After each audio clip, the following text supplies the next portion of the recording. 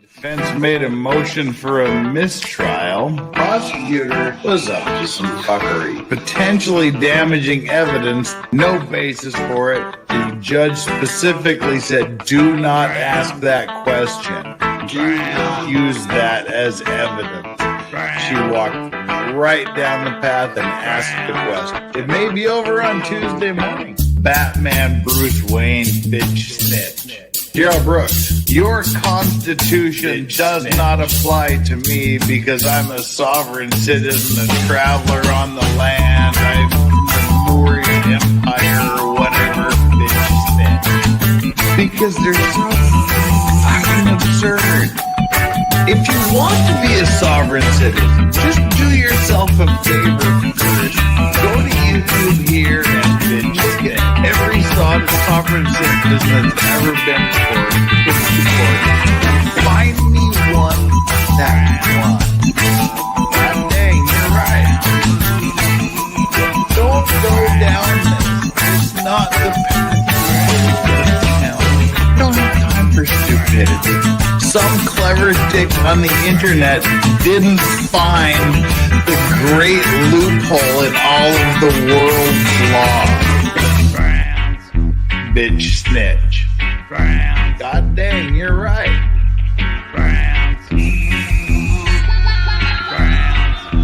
God dang, you're right. Traveler on the land. God dang, you're right. Moorish Empire. Traveler on the land. Bitch snitch. Moorish Empire. God dang, you're right. Traveler on the land. Bitch snitch. Late evening U.S. people.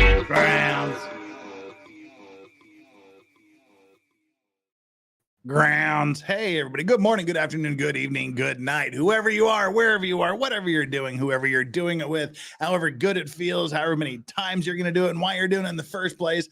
I don't know. I don't care. I'm just glad you're doing it here with me. Legal Vices on this little old channel we like to call Legal Vices because I'm clever and creative that way.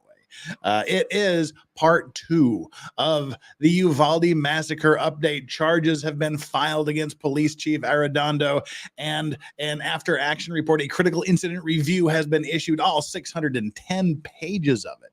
We are going through the timeline of events, but before we do that, we got to do a little housekeeping. Then we're going to do a little redux, a little summary of what we did during part 1, in case you didn't see it and you're not aware of what's been happening. But again, I just want to welcome all of you here. We got 122 concurrent viewers, 75 likes. That's doing pretty good, but we still need the rest of you to jump on over there and hit that like button and take our like and subscribe poll. Very basic. Again, the like and subscribe poll is just to remind you to actually hit like and subscribe. And if you're watching on the replay crew, make sure you hit that like and make sure you're subscribed and come back often. Our like and subscribe poll today, basic. Did you watch yesterday's part 1? What is our audience retention? Who keeps coming back for more? So far, 67% of you said yes. 28% of you said no.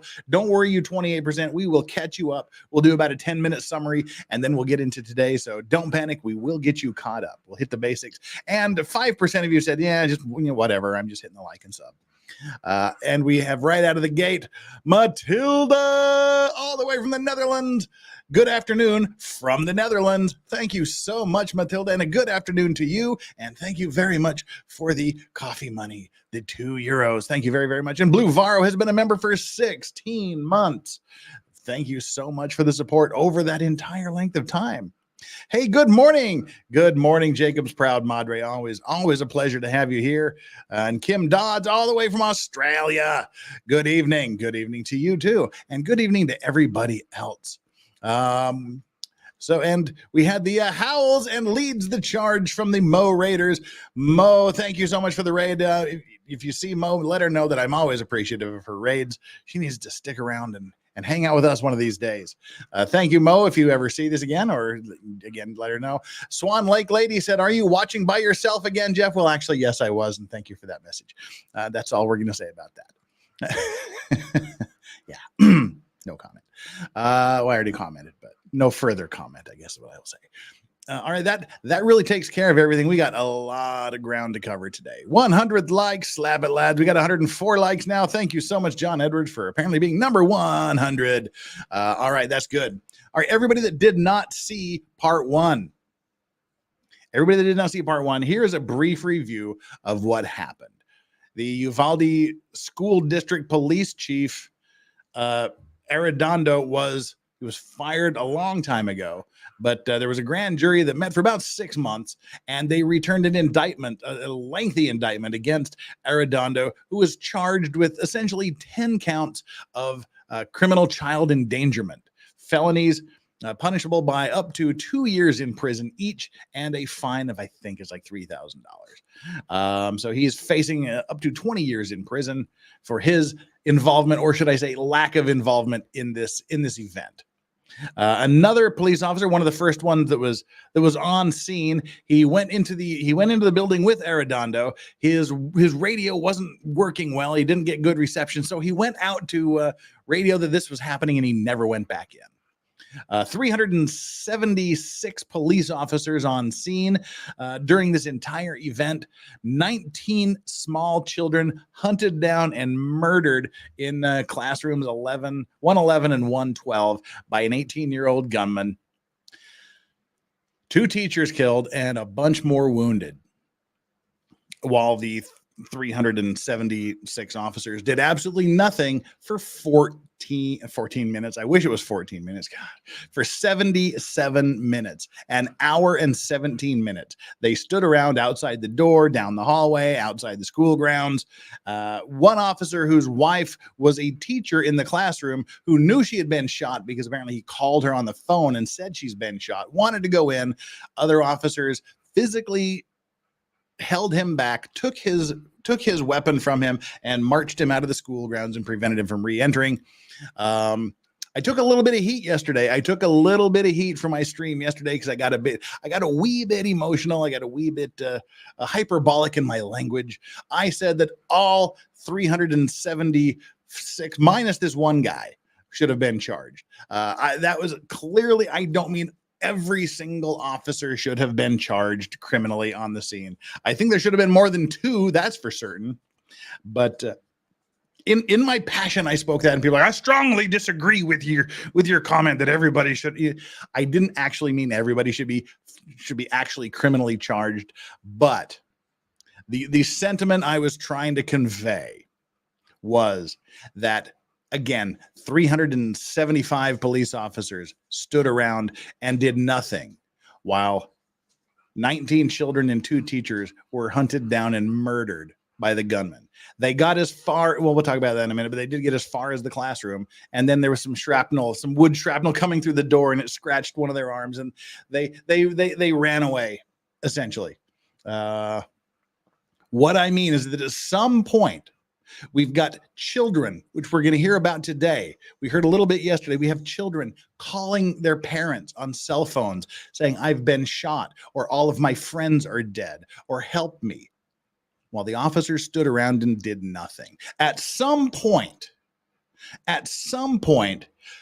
if not from a legal duty, from a moral duty, from a human duty, from someone who calls themselves a law enforcement officer with even the slightest amount of moral backbone, at some point should have said, screw this, I'm putting a stop to this. Who's with me? At some point, Arradondo was the officer in charge, but even he claims to not have known he was in charge. He's the police chief for the school district. He's in the school. He's the ranking officer, and he didn't know he was supposed to be in charge, he said.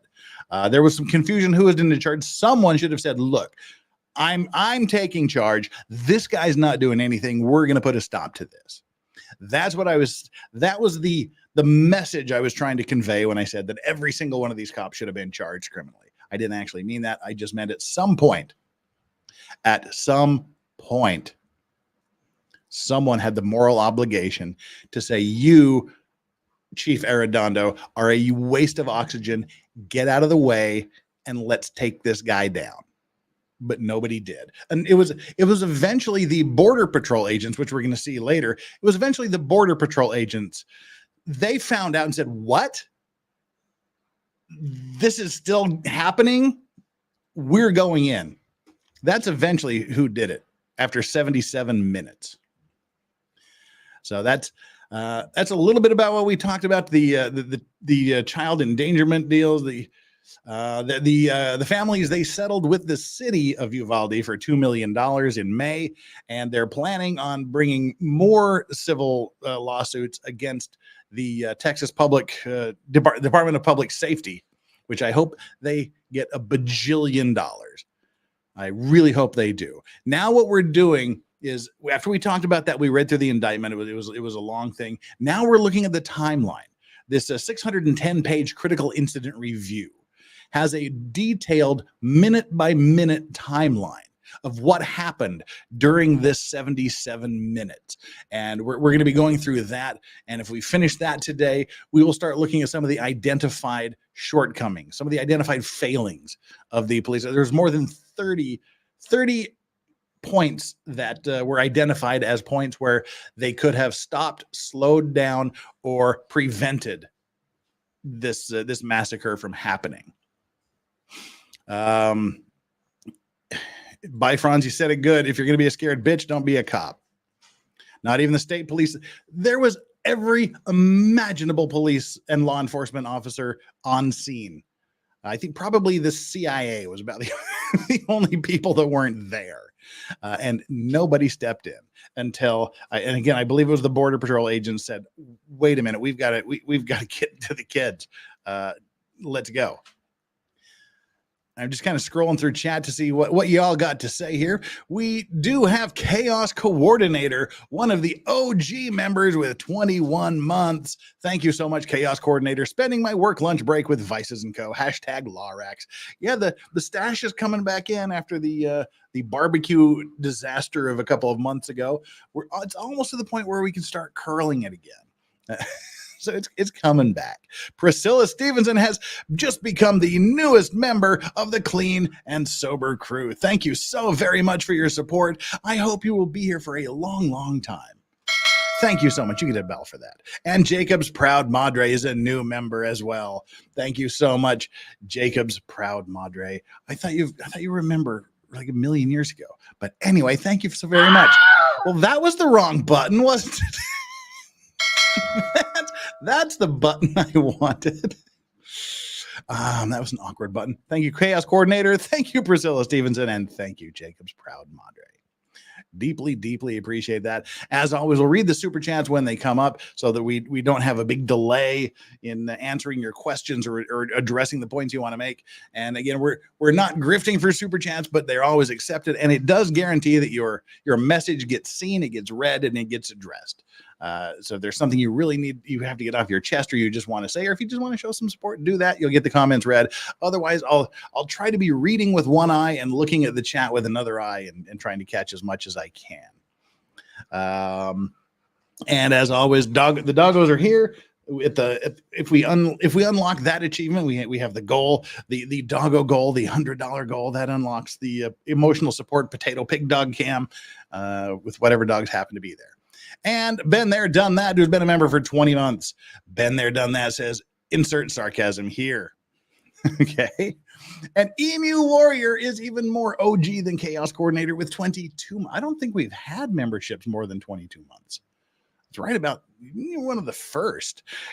Good day to the new members. Good day to you too, Emu Warrior, or good night, good evening, as I should say. Thank you very, very much for that. All right, let's get on with the reading of the minute-by-minute breakdown in the critical incident review. It's broken up. Sorry, I wanted to get rid of that. It's broken up into phases. We covered phase 1 yesterday. Phase 1, just to very, very quickly review, we'll hit the very, very high points of this. Well, now what have I done? Let's see here. I have to get to the index. Where is this index? There's the index. All right. The event started at 11:21 a.m. and for the first 6 minutes, which doesn't count as far as the school massacre timing is concerned, From 11:21 to 11:27, the gunman was shooting his grandmother in the head and then driving to the school. He arrives at the school at 11:27 a.m., wrecks his truck, gets out of his truck with his, as they call it, the AR-15 style assault rifle. I don't think they called it an assault rifle. I think they got at least that bit. I think it's called an AR-15 style rifle in this. There's a horrifically, ironically, there's a funeral home next to the school. Some people come out of the funeral home to see the accident, to report the accident. He shoots weapons at them. He fires off a few rounds at the funeral home workers. Then there was a teacher that was outside at that point. She saw this and she runs back in. He fires a few more shots at the outside of the school. And while he's doing that, there is a police officer that happens to be right there at the time. Had an opportunity to end this before he got in the school. So he arrives there at the school at 11:27 a.m. He begins walking towards the school 1 minute later at 11:28. 11:29 is when he takes the shots at the funeral home. Then he gets into the school at the end of the 11:29. And at 11:30, 2 minutes after he's got there, that's when the police department radio out several shots fired. And then things began to happen. And within 3 minutes, I guess, there are 7 police officers in that building. And they're walking towards the room. And 5 minutes after he arrives, when he arrives at the parking lot, when he wrecks his truck, 5 minutes after he wrecks his truck, he gets into the classroom and he starts shooting. And he continues to shoot for several minutes. The first police officers that go into the building are at 11:35 a.m., which is 7 minutes. I guess 7 minutes. Yeah, 8 minutes maybe. Lawyer math. 8 minutes. I'm correct. 8 minutes after the gunman arrives, and just a couple of minutes, 3 or 4 minutes after he starts shooting, the police enter the building. And within a matter of minutes, there's 7 officers there.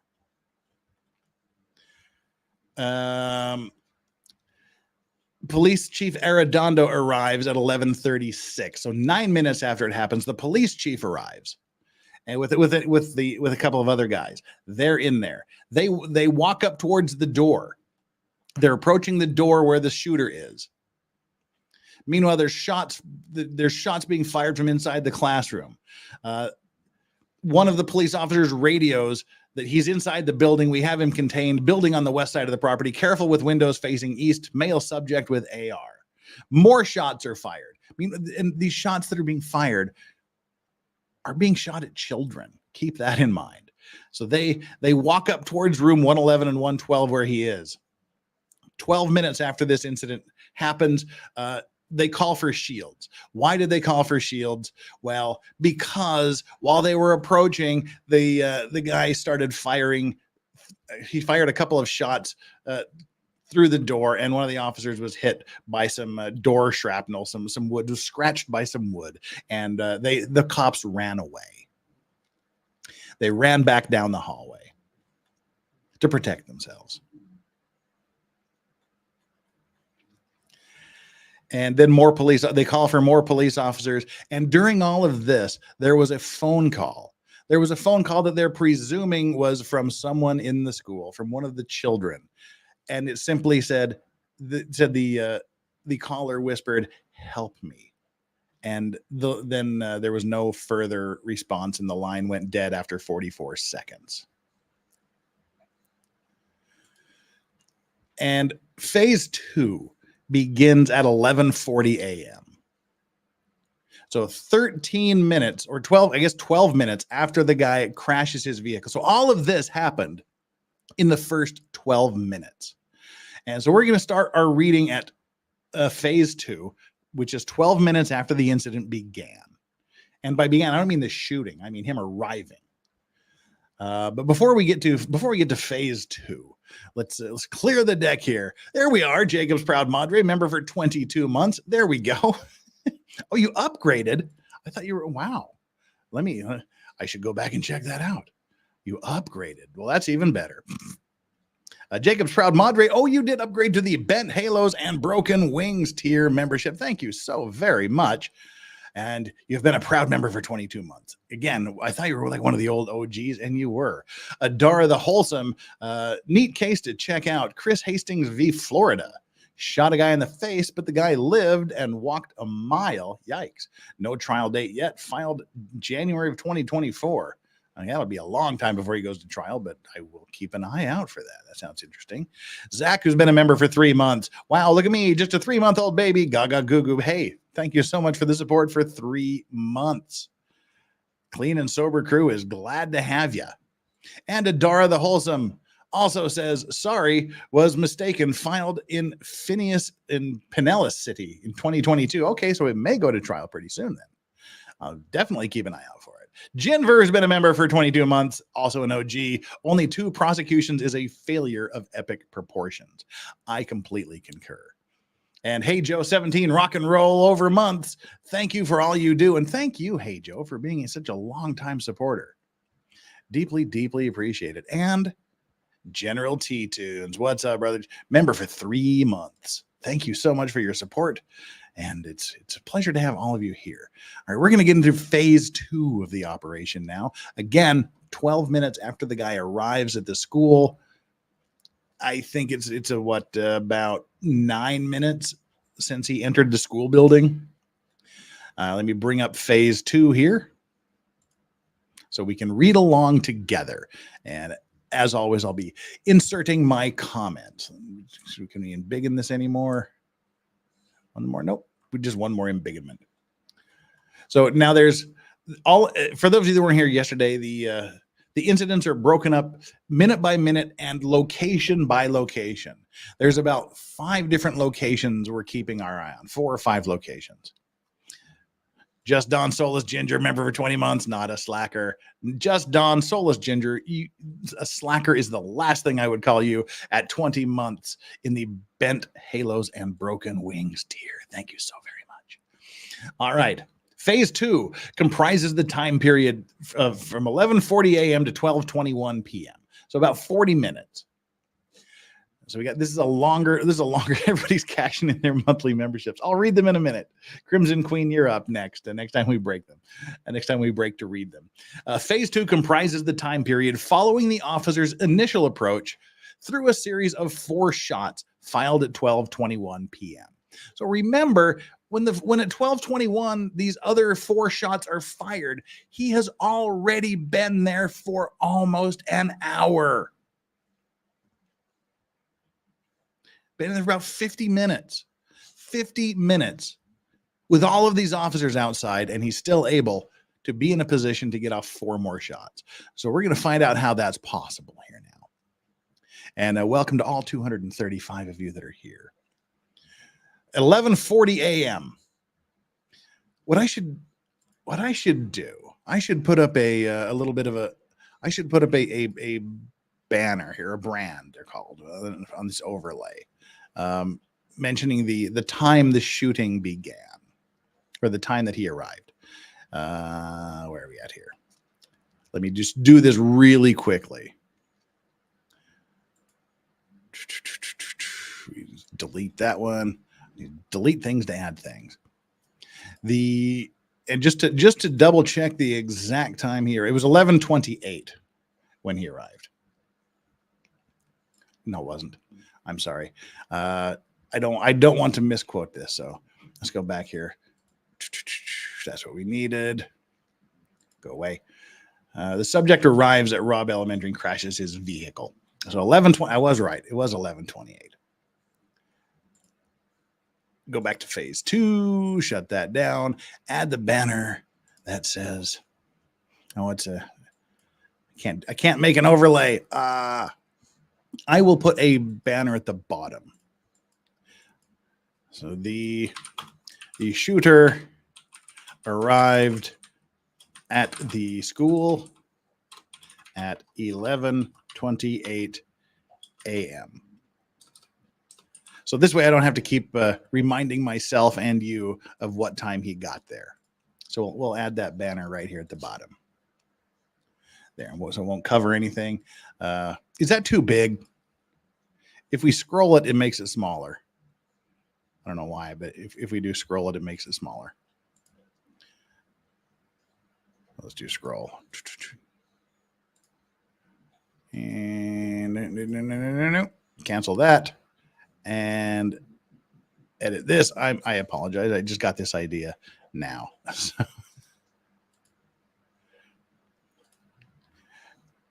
And I just did a really good job of editing that, didn't I? There we go. So we'll just let it scroll across the bottom. Apologies for that little break there.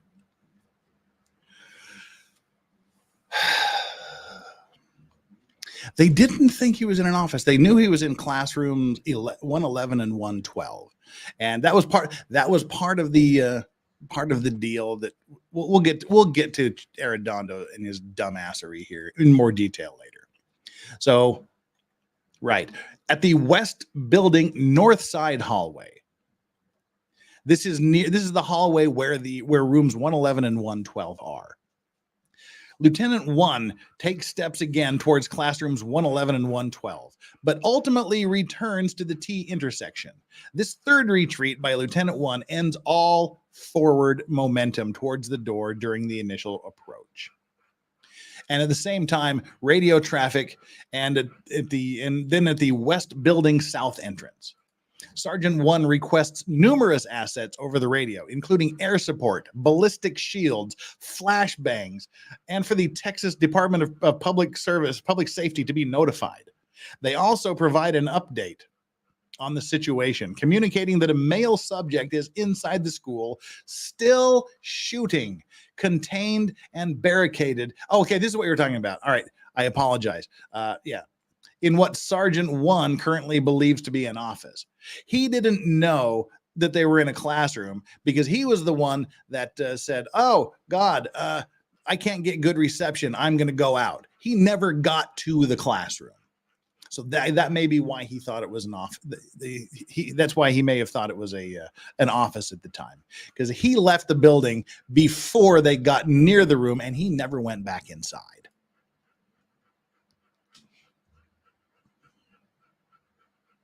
No scroll. We've learned to ignore scrolls. So yeah, I apologize for saying that they didn't believe it was an office. This dingleberry did. Communications to 911 at that time. But see, this is the interesting thing. They have officers there, and they know the guy is still in there and he's still shooting, and they're still doing nothing.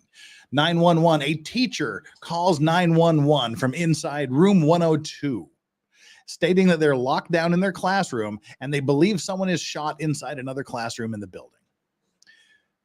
UCISD, that's the Uvalde school district. The police, Arradondo, he was the one that was charged with the 10 counts of felony child endangerment. He uses his phone to call dispatch. Yes, he uses his personal cell phone to call his own office's dispatch. Well, why was that? Because the police chief left his radio at the station. He says he gave it to somebody, but eventually, I guess it was learned that he left it at the station. Why? Because his explanation at the time was he would need both hands free and it would weigh him down. So literally the police chief left his own radio somewhere else. So to get to his own dispatch, he had to use his cell phone. He had to make a freaking phone call to call his own dispatch. He uses his phone to call dispatch from inside the West Building and says that he is inside the building with the subject who is armed with an AR-15 style rifle. Chief Arradondo says he needs a lot of firepower and he wants the building surrounded.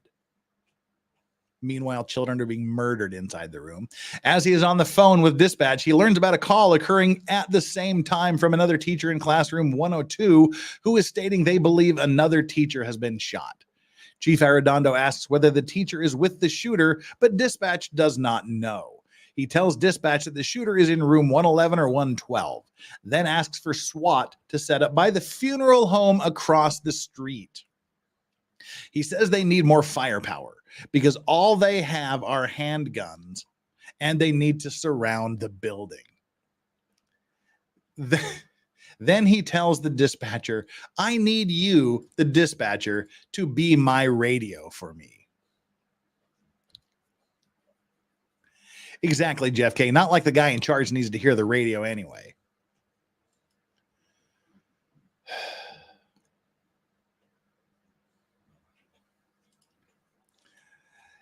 And again, all of this is still happening in the 1 minute period from at 11:40. 11:41, Sergeant 2 calls out on the radio that the subject is in adult victim 1's classroom. She's the one that called her police officer husband and said that she's been shot. And says to check if class is in session.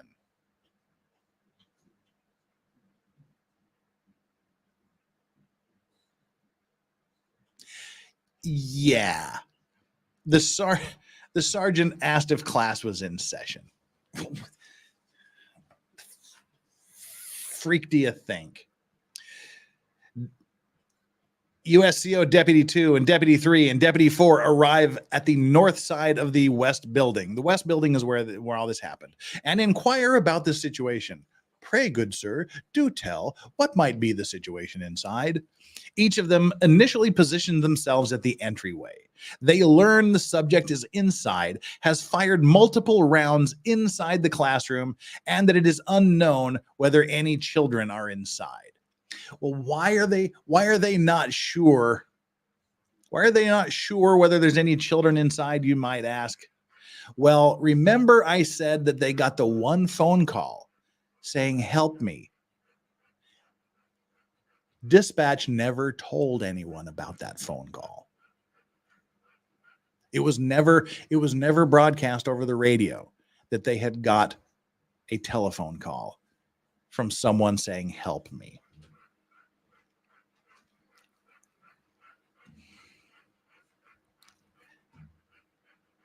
Well, over at the radio traffic around the west side of the building, Officer 2 relays Sergeant 2's request to check whether adult victim 1 is in the classroom.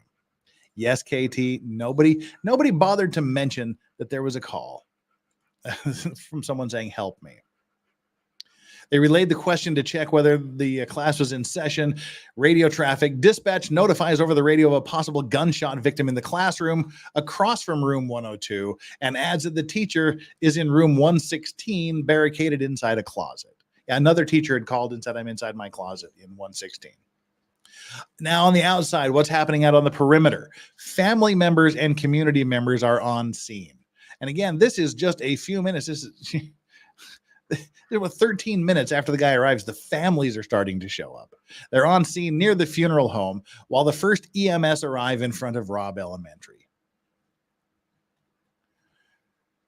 Well, at the West Building exterior west, the Texas Department of Public Safety sergeant is at the northwest entry and requests Deputy 3 and others to walk down the west side of the building because another unknown law enforcement officer identified a black backpack on the ground at the exterior of the building by the windows of room 102.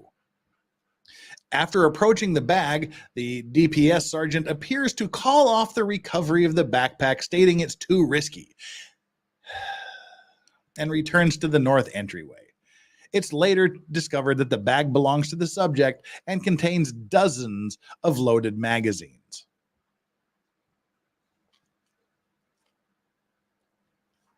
More radio traffic. Dispatch confirms that the class should be in session right now. The class should be in session right now.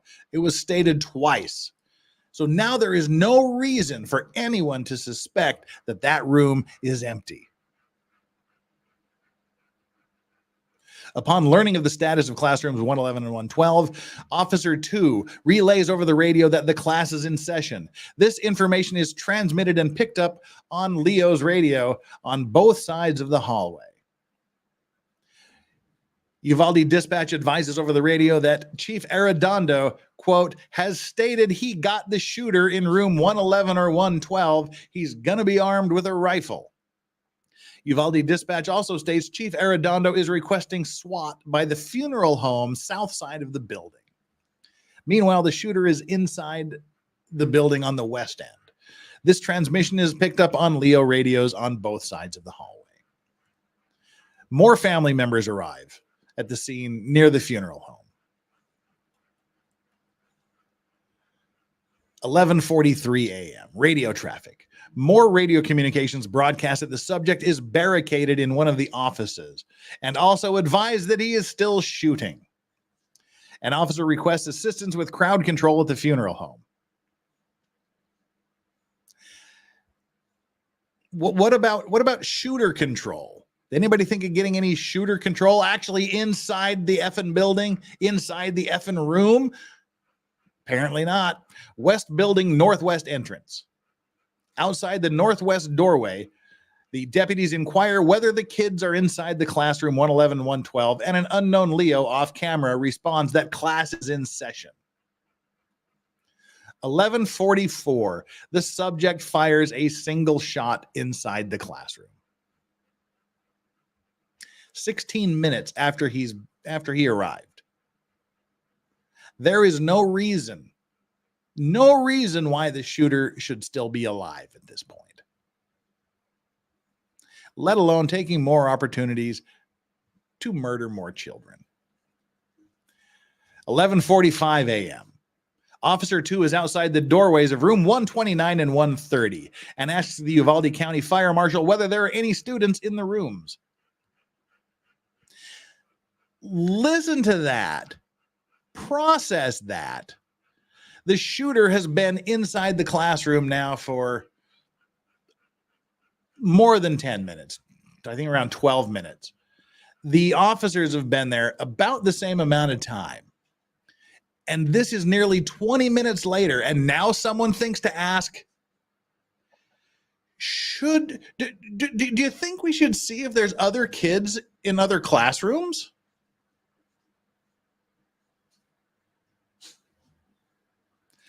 I'll check it out in a minute, General iTunes. Thank you very much.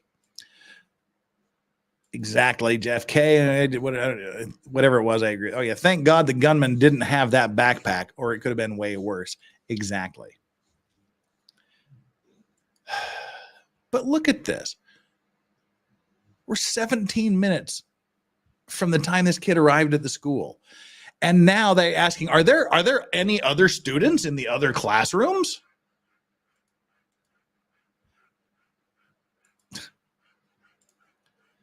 The fire marshal responds that there is a teacher inside and they should not evacuate at that time. The fire marshal and Detective 1 then clear the teacher's lounge on the other side of the northeast hallway. But meanwhile, over at the west building northwest entrance, deputies and other unknown Leos, law enforcement officers, discuss the situation. Deputy 3 asks whether the subject is in a classroom and how the classroom is configured. And unknown Leo responds, yeah, with kids. It keeps getting reconfirmed and reconfirmed and reconfirmed that there are children in this room.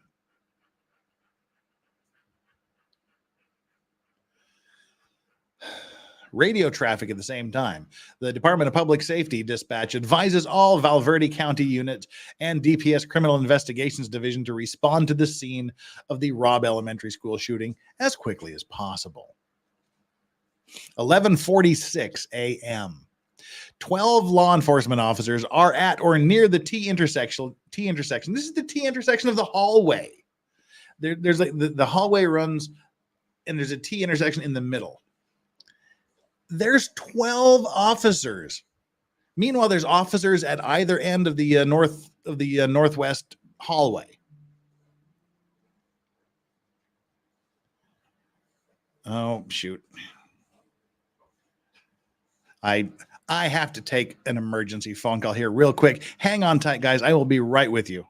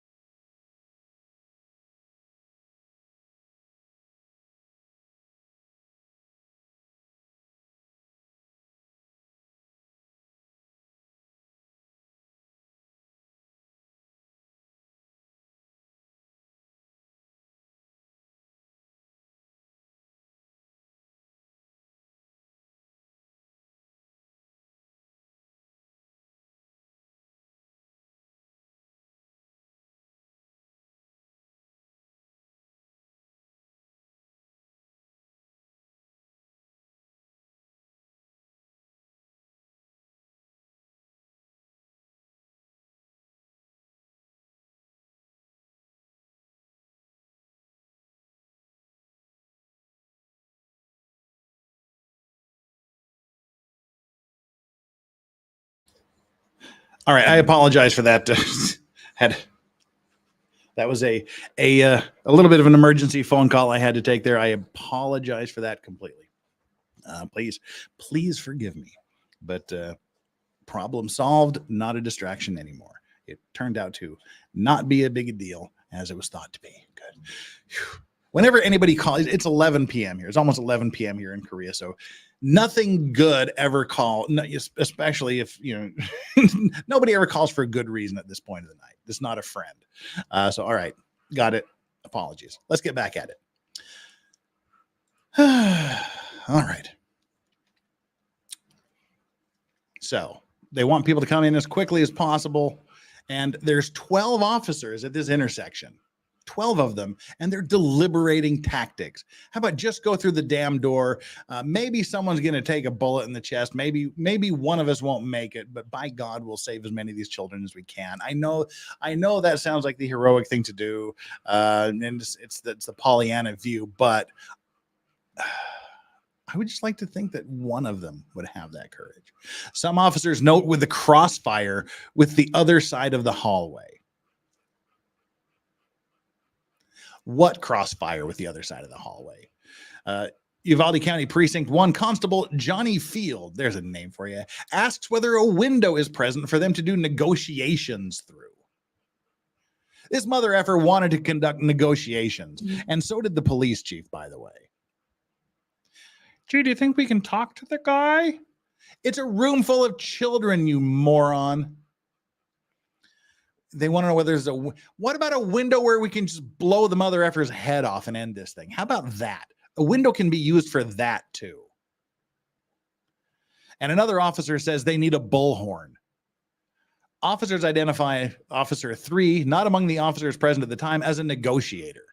An officer in the hallway also states that more shields are needed. I think they had 2 or 3 shields at this point. That seems like enough for me.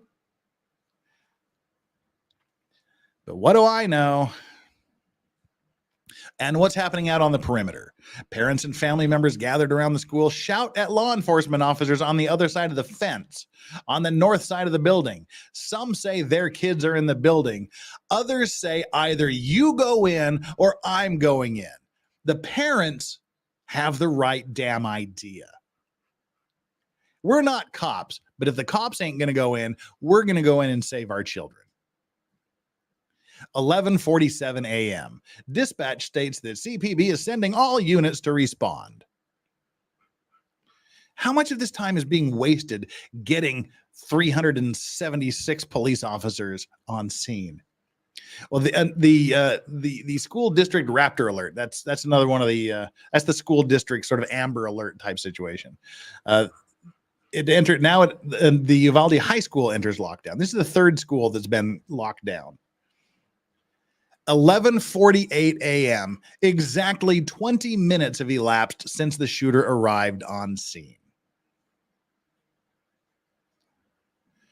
Exactly. Dude shot his own abuela in the face. He's not worth negotiating with.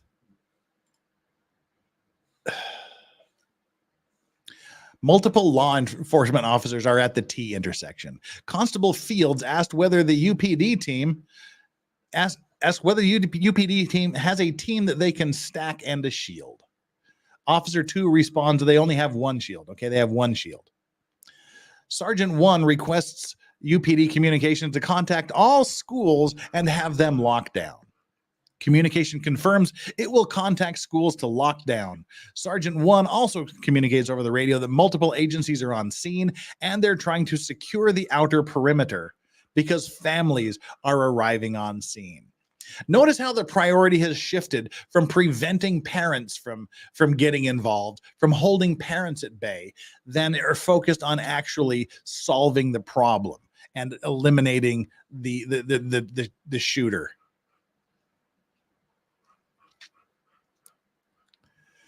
(11:49). Lieutenant 1 states that they got to get in there. They've been saying you got to get in there for 15, 16 minutes now. And Constable Field replies, there is no active shooting. Stand by. Someone can be hurt, but stand by. And like 19 children and 2 teachers can be hurt. Other officers in the hallway reaffirm the decision to wait. One officer states they're waiting for shields. Constable Field points out that they have one shield right there with them. Yeah, so this mother effer is like, we need shields. And the other guy's like, dude, you got one right here. And mind you, oh my gosh, this is so unbelievable. And then over at the west building south entrance, over at the south entrance, Corporal 1 states to USCO deputies that the backpack needs to be picked up in case the subject makes it out of a room and is able to pick it up. So with all of these law enforcement officers, with a dozen of them at the T intersection, several on either end of the hallway, they believe this mother effer is going to get out and get around to the side of his building to pick up the backpack. Radio traffic says officer en route states that they have shields but cannot get through traffic. I do not know this, but let's find out what kind of traffic there is in the middle of the afternoon, or noon in Uvalde. Population of Uvalde.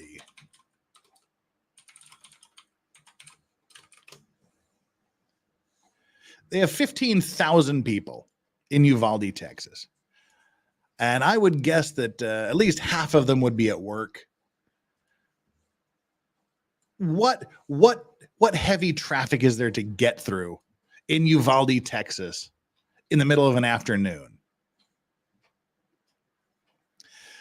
Caligula asks the question, do they have lights and sirens? Right. Get out and run. Yeah, do something. Yeah, those little wee woo things that makes cars get out of your way. All right, come on, Straubs. You can't keep bumping the camera like that, buddy. Sorry. You gotta move. There you go. So aggravating. They can't get through traffic. Unknown officer states that they are coming up with a game plan. What? So soon? After 20 minutes? What a shock. What a surprise.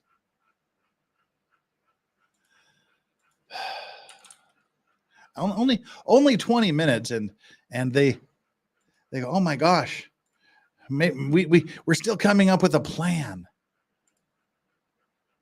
What's the plan, geniuses? You should have the plan worked out already.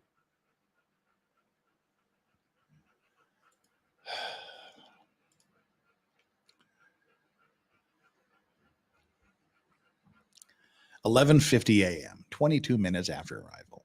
The unknown officer inaccurately states that Police Chief Arradondo is in, and how the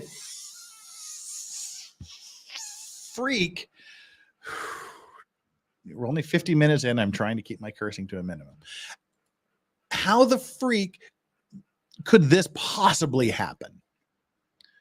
Some moron states that Police Chief Arradondo is in rooms 111 and 112 with the subject. And this is repeated by Officer 2 over the radio. Sergeant 1 and Corporal 1 open the south door, and an unknown law enforcement officer says to get out of the hallway because they believe the Borat is there. I do not know what Bortak is. Bortak, Uvalde. Oh, that's the Border Patrol Tactical Unit. They're the ones that eventually killed the guy. So it's the Border Patrol Tactical Unit. Yeah, they're the ones that eventually said if no one else is going to do this, we got to take care of it. So we have some moron who says that the chief is in the room with the shooter, and some other moron just freaking repeats that over the radio, and then two other guys,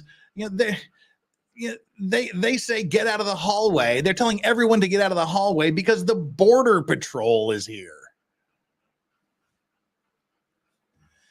And we're stacking up to make entry. Well, guess fucking what? No members of the Border Patrol Tactical Unit were on scene at the time.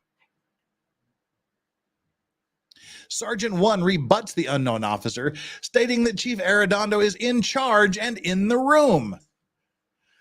Another officer points out that Chief Arradondo is right over there across from the room, moron.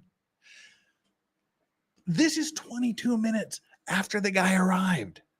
We got people saying the chief is in the room with the guy. We've got people saying the Border Patrol tactical unit's here. Neither one of those things was remotely true, and it was so ridiculous that one officer goes, but Arradondo's right over there. I don't understand any of this. I don't know how any of that paragraph is possible.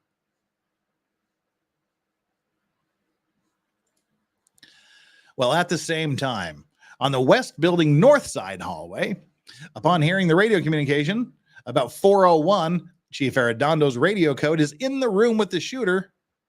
Officers on the north side of the hallway point out that he is not with the shooter, and he happens to be directly across the hallway from them.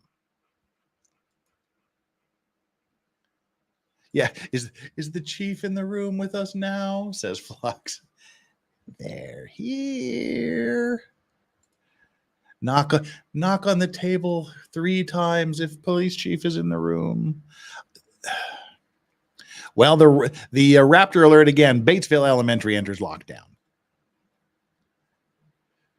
Well, helpfully at 11:51 a.m. on the west side northwest entrance, 3 BPAs arrive on scene and enter the west building through the northwest doorway.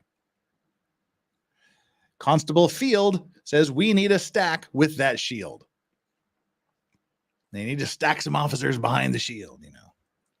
Radio traffic says an officer on scene requests assistance from a unit that can manage the crowd growing on the school perimeter, which is relayed by dispatch over a radio to a UPD officer arriving on scene.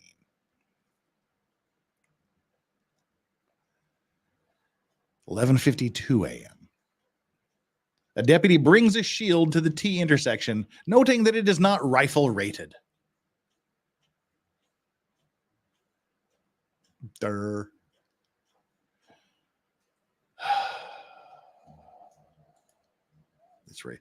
This is raising my blood pressure significantly.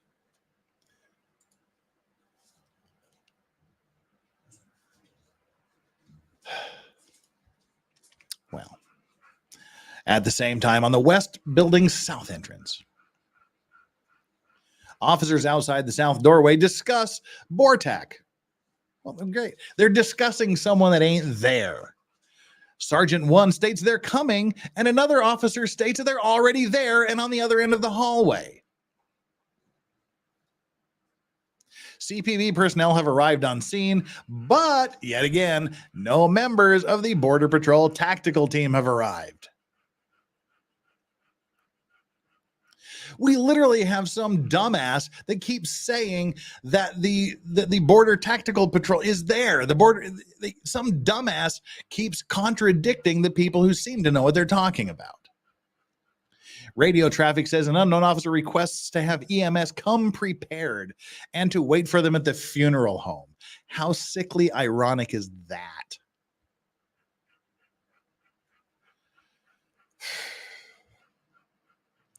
(11:53 a.m.) Constable Field is on the phone with the police department chief Pete Arradondo. Like they're inside the same building and they're talking on the phone. They're just down the hallway from each other. Officers on the north side of the hallway appear to be waiting for instructions from the outcome of the phone call. Some officers inquire about the status of the negotiator. Yeah, where's that negotiator? Where's the Border Patrol tactical unit? Why are we just standing here with our thumbs up our butts? West Building South entrance. Sergeant 1 asks for confirmation from Sergeant 3 that Arradondo has made contact with the subject. Sergeant 3 denies this and says no one has made contact with the subject. The Raptor alert mentions that Morales Junior High School goes into a secure status. 11:54. 11:54. 26 minutes after the shooter arrives at the school. They clear classrooms 126 and 127 and find out they're not occupied. Well, thank God for that. Otherwise, there would have been kids sitting in there for 26 minutes.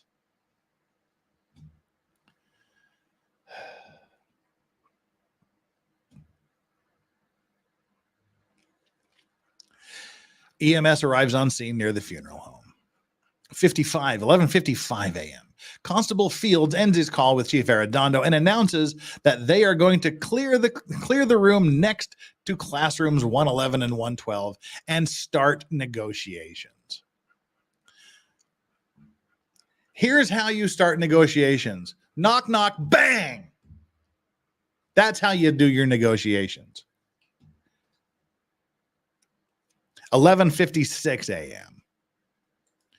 Officers clear room 129 on the northeast side of the building, evacuating a teacher out of the building and through the east doorway. Meanwhile, at the T intersection of the hallway, Officer 1 conveys to Constable Field that his wife says she's been shot. This is the guy that mentioned that. He mentioned that at the beginning and no one listened to him. He's mentioning it again. Police Officer 1 conveys to Constable Field that his wife says she's been shot. He says this in the presence of multiple officers who appear to quietly acknowledge what he says. Yeah, bro. Okay. Acting Chief Pargas escorts the police officer 1 out of the northwest door. This is the guy that wanted to go in, that they took his weapon and escorted him out.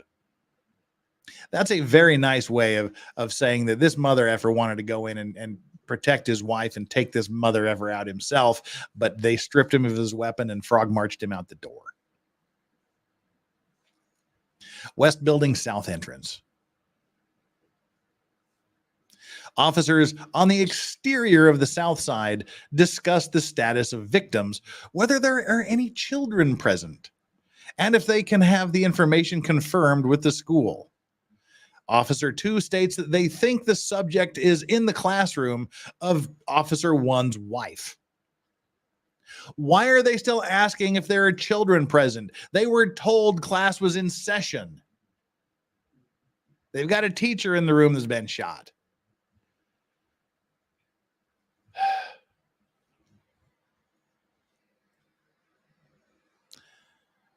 You guys can hear the dogs hyperventilating or even they're just breathing.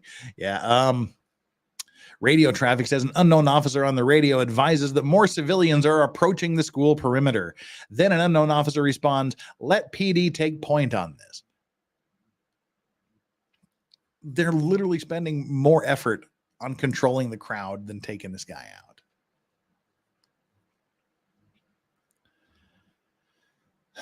"11:57 a.m. Officers clear and evacuate the boys and girls restroom. The boys' room is occupied by one child. This child has been cowering in the bathroom for 29 minutes. And not a single law enforcement officer up to this point thought of evacuating or checking the bathroom. Didn't clear the bathroom. This poor little kid. And if you've seen like the hallway cam footage, early on, like right after this thing started, you see the kid come out in the hallway, and then the gunfire, he hears the gunfire, and he goes back in. That poor little kid. There is continued discussion about making entry. How about less time discussing and more time actually freaking doing? How about that? And UPD Officer 2 responds that they're waiting for a negotiator and a shield. Another officer in the hallway asks, "Who is in charge?" Jeebus Mother Christmas. An officer asks, who is in charge? 29 minutes into this, and someone is asking who's in charge.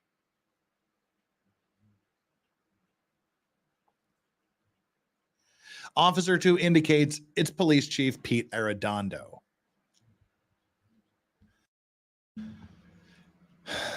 Deputy 2 at the same time enters room 102 and observes children inside. Yep. There were children trapped in this room just down the hall from the shooter for nearly 30 minutes. He instructs the children to exit out the window and alerts other officers in the hallway. There's literally children in the hall and in this room where officers are standing in front of the door to this room, and they didn't even bother to check. 11:58 a.m. This has been going on for 30 minutes, exactly 30 minutes now. We got to the 30-minute mark. I need a breather. I'm blood pressure spiking. Let's take a little minute to read the membership chats that have come in, and then we'll get right back to it. Well, that's not what I wanted to do, and that's sort of what I wanted to do. So we'll stick with it. General Tunes was the last one. Just Dawn, Soulless Ginger, member for 20 months, not a slacker. And Crimson Queen, member for 17 months. Thank you so much for being a member of the Clean and Sober Crew for 17 months. And Jeremiah Jordan, who's been a member for 15 months, says, I'm not a slacker either, but trying to keep my blood pressure down with these details. Well, we're only 30 minutes into this 77-minute ordeal. We're not even halfway through this yet. Literally, listen to all of the stuff we've heard for the last hour, and we're not even halfway through this event.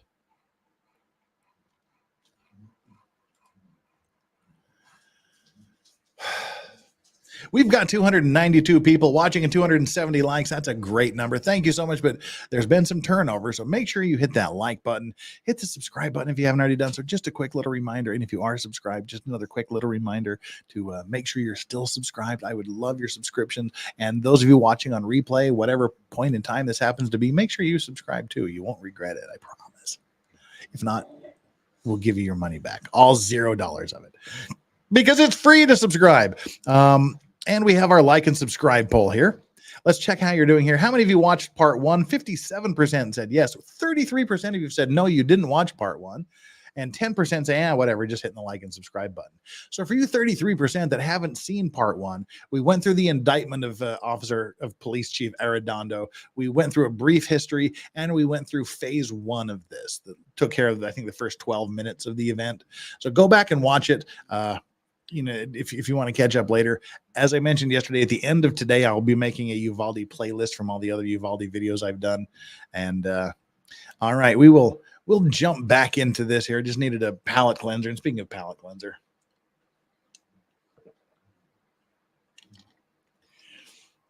a little vocal cord refreshing lime water. Jeff K. Flux, considering our, in parentheses, military backgrounds, would you have disobeyed the chief and gone in? I know what my answer earlier was, and I'm sure I know yours as well. Well, you see, the parents, who most of them likely didn't have military backgrounds, they were going to do the same thing. And that's why I got frustrated and said that every single one of these officers should be charged, except for the guy that got frog marched out. Again, that was hyperbolic. What I meant to say was someone should have had the moral courage to go, all right, nobody's in charge of this shit show. It's gone on long enough. I'm going to do it. Yeah, I might get fired. I might get charged, but by God, I'm going to try to save some kids.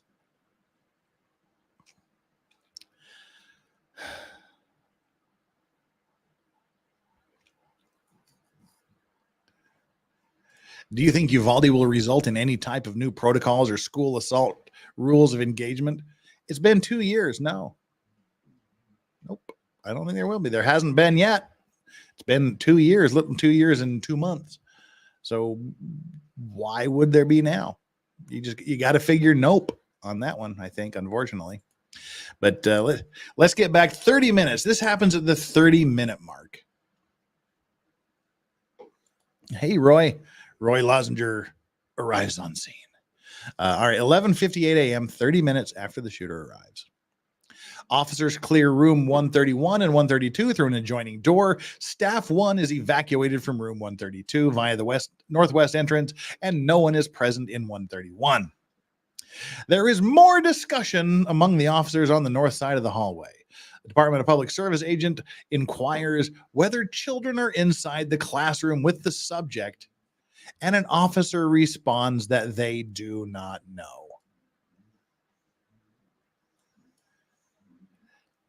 He says that, quote, if there are kids in there, then you go in. Two things. One, that should have been said 1 minute after the cops arrived, if that long. And two, as I mentioned, we're not even halfway through this event. So clearly, nobody went in.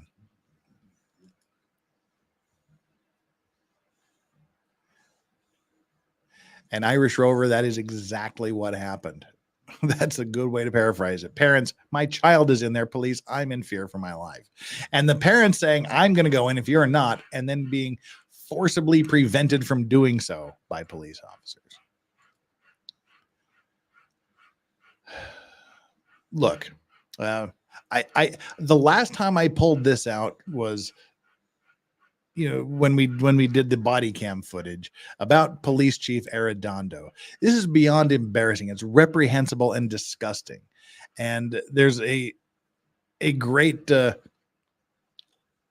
Star Trek The Next Generation clip that perfectly sums up these police officers. And again, I'm going to say every last one of them.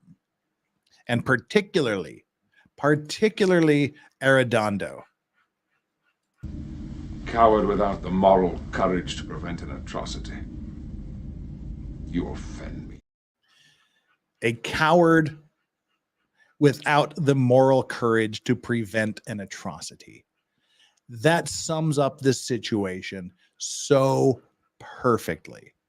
A coward without the moral courage to prevent an atrocity. You offend me. See, I'm not embarrassed by this. I'm offended by this. To my soul, I'm offended by this.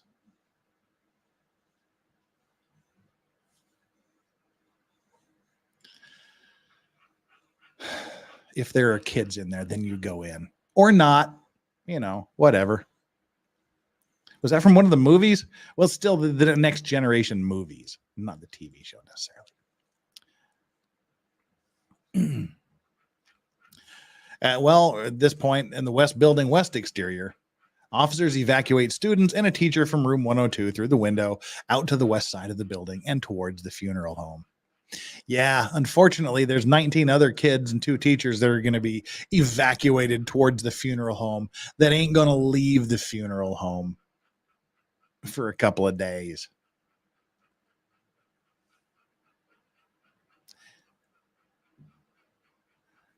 And this is from the movie Insurrection, the Next Generation movie. Well, radio traffic. Dispatch notifies over the radio that the Border Patrol Tactical Unit is en route. Well, congratulations.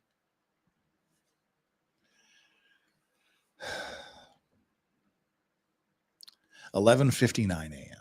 Chief Arradondo is in the hallway and attempts to establish contact with the subject, who remains inside rooms 111 and 112. There is no audible response from inside the classrooms. Now Jeff's channel gets problems because you all said insurrection. Yeah, that's probably good. We probably shouldn't say that anymore. Dang it. Don't make me laugh today. This isn't a laughy day. He makes me laugh at inappropriate times. Right. Officers evacuate UCISD, that's the school district staff, 2 from 116 out the northwest entrance. In the east corridor, an officer repeats the misinformation that Chief Arradondo is in the room with the subject. Why are people talking out of their asses? Why is there no one that says, even the chief, no one is saying, I'm in control. I will control the information. I will let you know what's happening. Nobody's doing that. And all this BS is just being slung about by anyone who happens to just be around and thinks they have an idea what's happening inside. West building, west exterior. Texas Ranger 1 is on scene at the west parking lot towards the south end of the building and receiving information from Sergeant 3 about the location of the subject. So even the Texas Rangers have arrived, for God's sake. The Raptor alert says the Dual Language Academy goes into secure status. Yeah, Chuck Norris is here. Why didn't he go in? Yeah, if only they were actually like Chuck Norris. I wish we could make that just a little bit bigger, but we can't. That's what she said.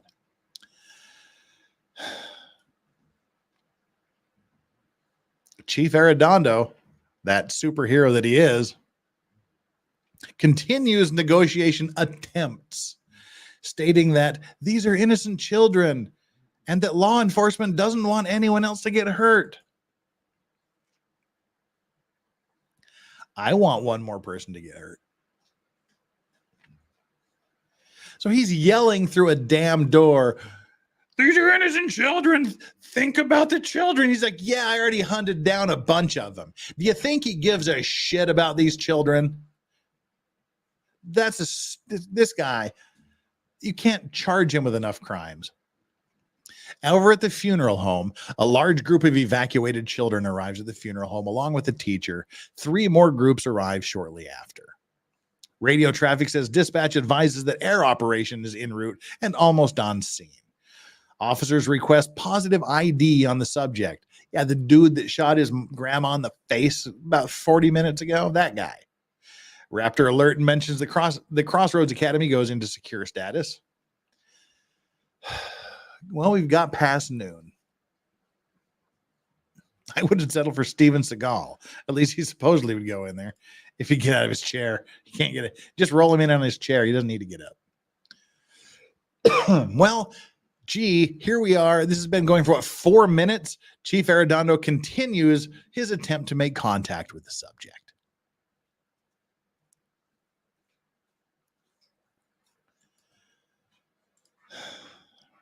Radio traffic says an officer requests assistance with crowd control on the east side of the building, stating there are only 2 officers there. Raptor alert says Dalton Early Childhood Center goes into secure status. 12:02, dispatch provides over radio the name and approximate age of the subject and advises that a witness saw him approaching the school with a rifle and 2 backpacks.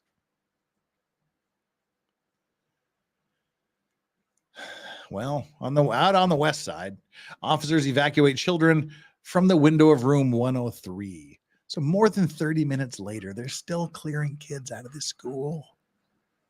They know what room the shooter's in. They know where he is. And they haven't cleared the goddamn school yet after 30 minutes.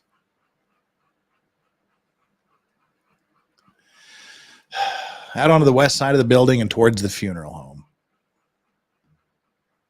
Yeah, that is the important thing as well. The door he's yelling through was unlocked the entire time. We'll get there. Oh, God. A helicopter arrives on scene. Well, that'll help. DPS sergeant is outside of the northwest entrance as children are being evacuated from room 103 and comments that the subject shot kids.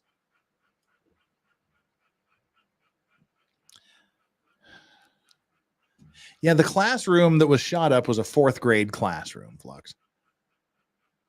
He said, I can't, they were babies. What the, yeah, they were fourth grade. It was a fourth grade classroom. So that would put them, what, 10, 9, 10, 11 years old? 12:03 at the T intersection of the hallways. Officer 2 obtains 2 shields from the outside the doorway and brings them into the hallway. There are now a total of 3 shields at the T intersection of the hallway. 3 bulletproof shields. After helping evacuate children from multiple classrooms, Sergeant 1 says there has to be kids everywhere. Just now, it's dawning on them that there might be a lot of kids in a lot of classrooms when they were told a long ass time ago that school was in session and they've already been funneling kids out of other windows. Well, what's going on inside classrooms? This is the stuff that really gets to me. What's going on inside classrooms 111 and 112? A child calls from inside Robb Elementary stating there is a school shooting. A kid in the room with the shooter is calling 911. The call lasts less than 1 minute. The call information is not shared over the radio. What the actual fuck is that? What the fuck is that? Dispatch determines the call is coming from inside the school and calls the number back, but they do not share the information over the radio.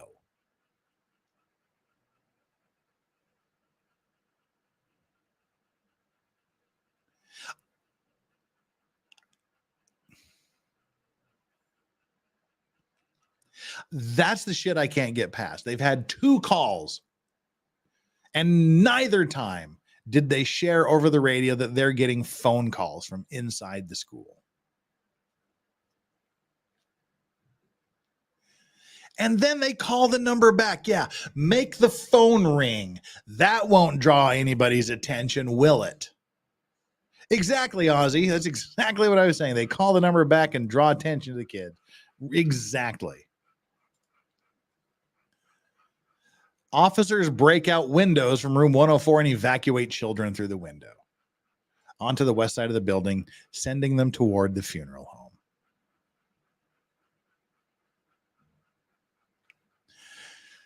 On the radio, dispatch advises that 3 buses will be lining up near the funeral home to provide transport. Gee, thanks. The CIR team, this is the people this is the critical incident review team. These are the ones that are making this report. Could not definitively determine whether this is the same call that was later placed to a child inside the room at 12:10. So yeah, they tried to call twice. That's what they're saying. Funeral home, more evacuated children and teachers arrive at the funeral home. 12:05.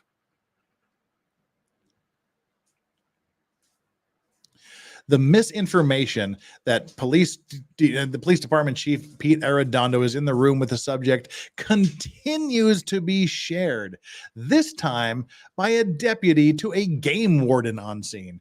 For fudge's sake, the game wardens are there. I was not kidding when I said they had every possible law enforcement agency there. They had, even the game wardens are there.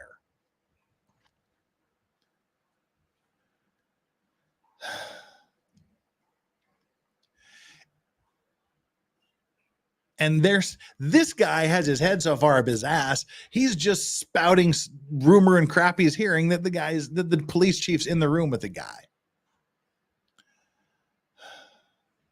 Emmanuel Quinones says, so what are the charges? Sorry, I just joined the party late. No need to apologize. Arradondo was charged with 10 counts of felony child endangerment. By like basically knowingly, intentionally, or negligently placing children in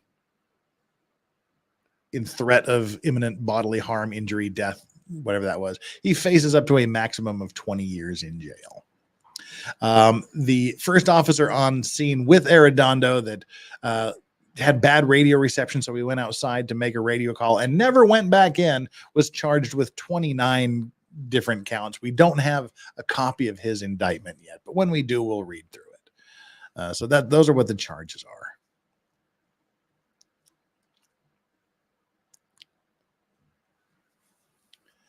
Did the chief have a radio monitoring? He should have corrected that shit immediately. No, Tam the man. There's a very important reason why the police chief, Arradondo, didn't have a radio. He left it. He left it at the station. He didn't have his radio. Again, if I recall correctly, the reasons were he needed both hands free and the radio might weigh him down. This guy was... The police chief was using his cell phone to call his own dispatch to give them information and to get information from dispatch through his cell phone. By the way, this is how you can tell how old someone is. Old people, we still do phones like this. I just realized, like, because I'm like doing phone calls and my son's like, "What are you doing?" I'm like, "Phone call." He goes, "No, this is a phone call." I'm like, "Oh, wow. Generations." But yeah, he didn't have his radio with him intentionally.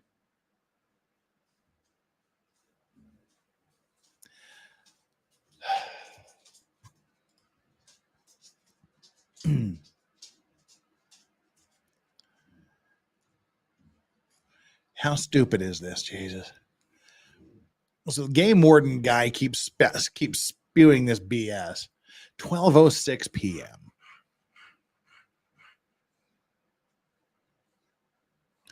Jim Schuler, you're thinking logically. Stop it. An officer requests information. This is on the radio. Requests information about the location of the command post. The response back is that officers are having trouble establishing a command post. Mother effer. This is 38 minutes after the shooter arrived and about 35 minutes after more than one police officer was on scene.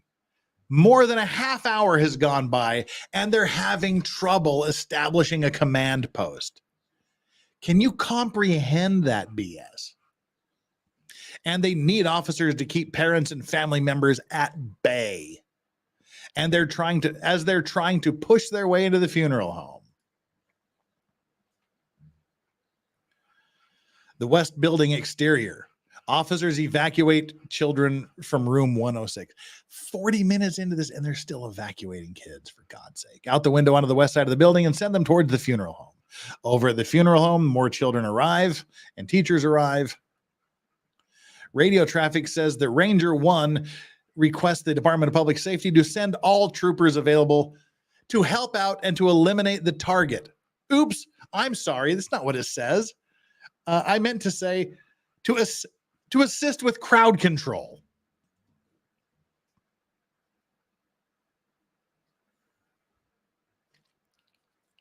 Yeah, send all troopers available, not to take out this guy, not to help us, but to assist with crowd control, to control the parents.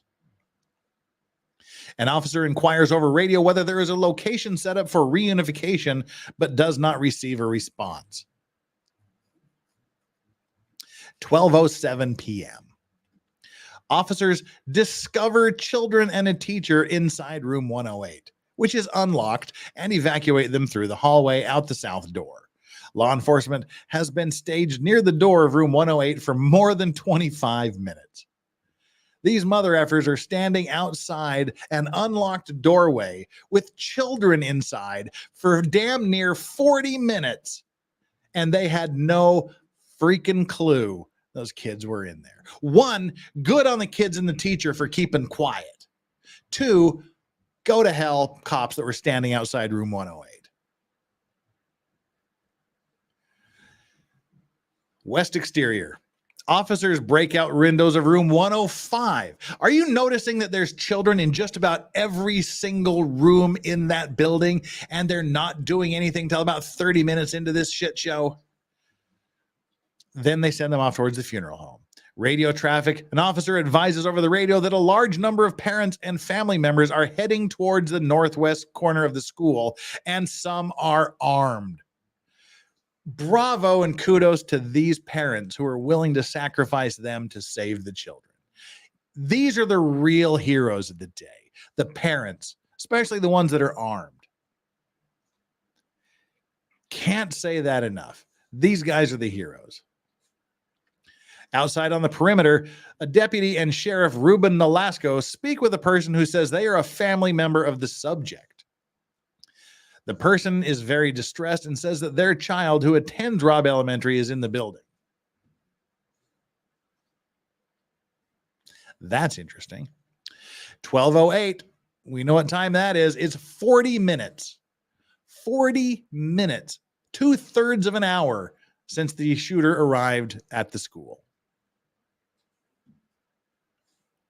Now, I wasn't calling the copy here. I was calling the parents that were armed that were marching towards the school. But the one cop that was marched out of the building after saying that's my wife's classroom and my wife has been shot, and then they marched him out of the school and took away his weapon. That guy qualifies as a hero because he was the first one that was going to do something about it. Other than that, yeah. Heroes limited to parents.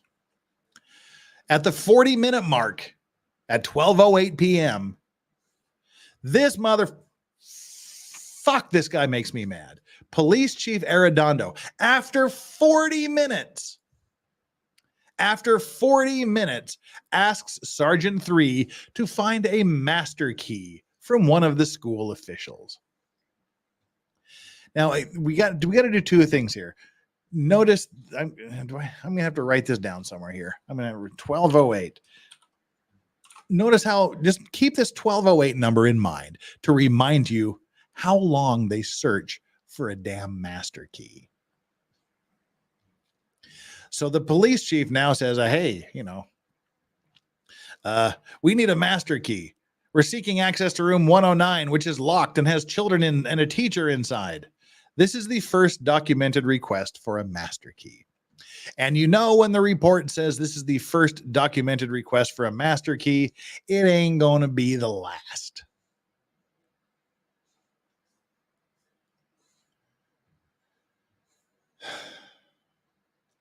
On the west building exterior, Sergeant 3 walks around towards the west side of the building, asking whether anyone has a master key.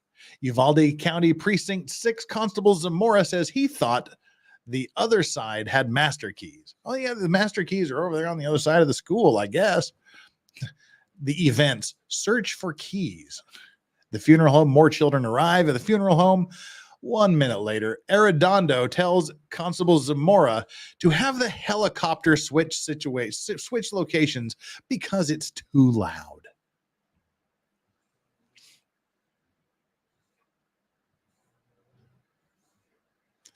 Zamora goes outside and asks the law enforcement officers if you can have the copter redirect. It's too loud for communication. Arradondo tells Sergeant 1 that they're waiting for a master key and the room 109 needs to be cleared and vacated before they can do any kind of breaching. He says time is on our side right now. I know we got kids in there, but we got to save the lives of the other ones. What the fuck?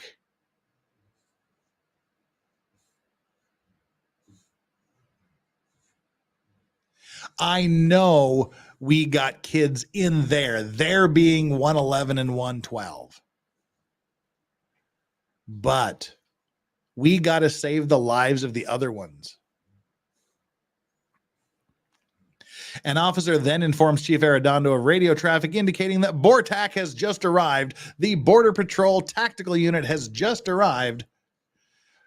Arradondo responds, wait a minute, the SWAT team, the Border Patrol Tactical Unit, they need to wait. Tell them to calm the fuck down for a minute.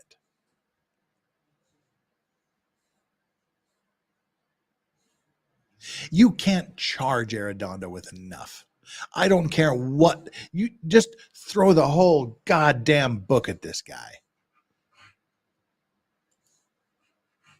The tactical unit comes, tell them to calm the fuck down for a minute.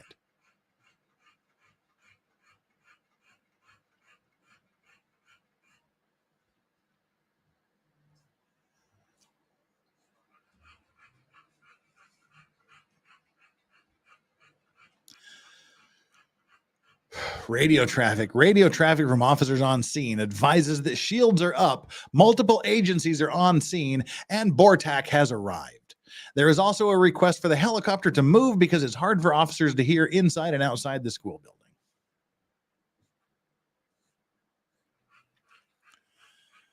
West Building, South Side hallway at 12:10 p.m.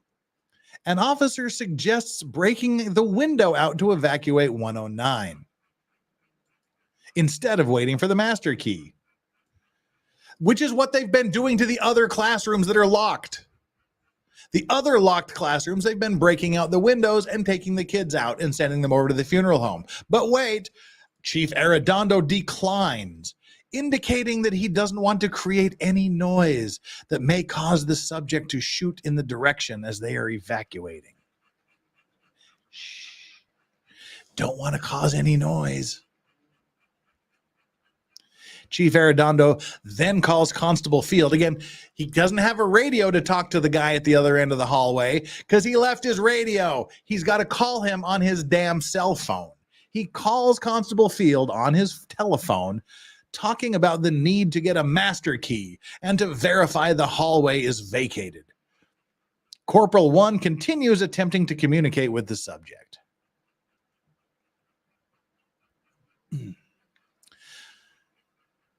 Now, suddenly, on the West Building intersection, officers are discussing the tactical unit's arrival being 30 minutes away.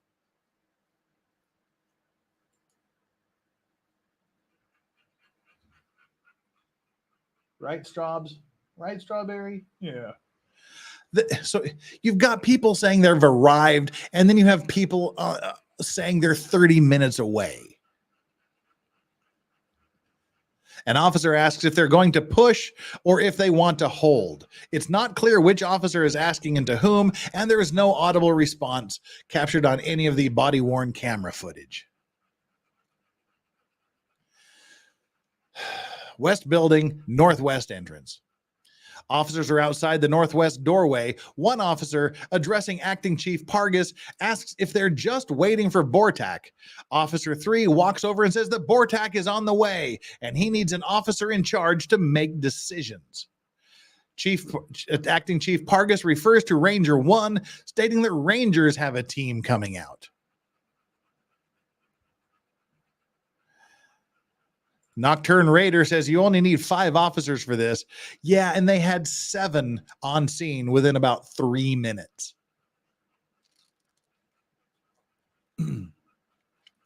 Radio traffic says that the Department of Public Safety trooper on scene provides an update to dispatch, repeating misinformation that the chief of the school police department is in room 112 with the active shooter. They're still repeating this bullshit that Arradondo is in the room with the shooter, from 20 minutes ago? In the last 20 minutes, nobody's figured out that he's not in the damn classroom yet and gotten the word around? I mean, literally, when that first came down, people were saying he's right across the hallway. Can't you see his dumb ass? Of course he's not in the fucking room. The Texas Department of Public Safety trooper also relays that they have learned the name of the subject and provides it to dispatch. Well, thank you very much for finding out his name, because that's the most important thing. Meanwhile, again, 12:10. This is 12:10, right? Yes, 12:10 p.m. What's going on inside the room with the shooter? Gosh, I hate these are the part of this. I can't even talk anymore. This is the part of this report that I hate. 911 dispatch calls back the child who previously called and hung up from inside 112, stating that they were in a room full of victims.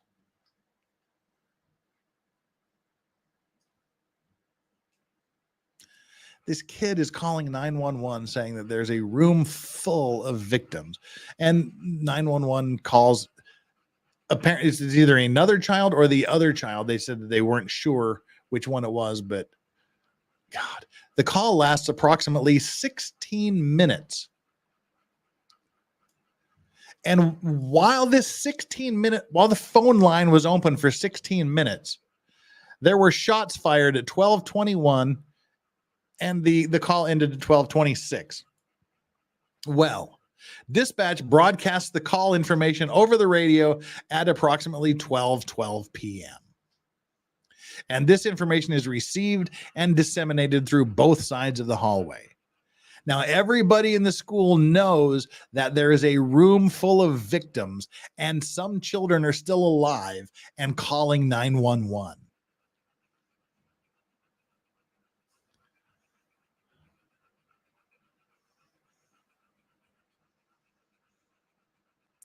12:11 p.m. Sheriff Nolasco is with Ranger 1 and Officer 3 and others discussing the situation. Ranger 1 has a map provided by the school police department lieutenant. It's a basic map and does not include features of the building and rooms such as windows, closets, or doors. What the fuck does the map have on it if it doesn't have doors and windows? What kind of map is that? Or the doors that connect classrooms from within their interiors, like the doorway between 111 and 112. Officer 3 states that Bortak is still 45 minutes away and that just one member of Bortak is on scene now, referring to the Bortak commander who just arrived. So yeah, the Bortak team was actually just the commander, and now the team is still somewhere between 35 and 45 minutes away. 30 and 45 minutes away.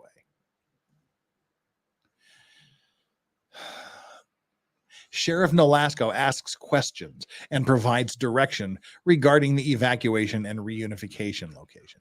The reunification location, I like that. Well, at the same time, inside the classroom, the child from 112 remains on phone with 911.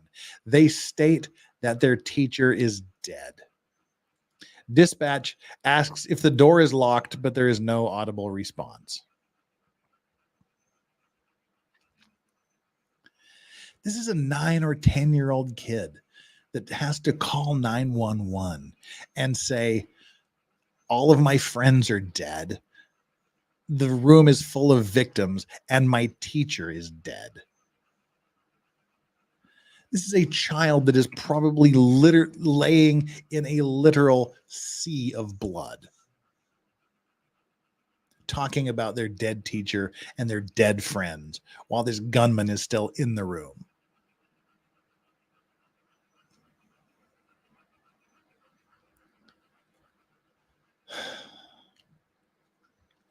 Remember, 12:08, 4 minutes ago, is when they started looking for the master keys.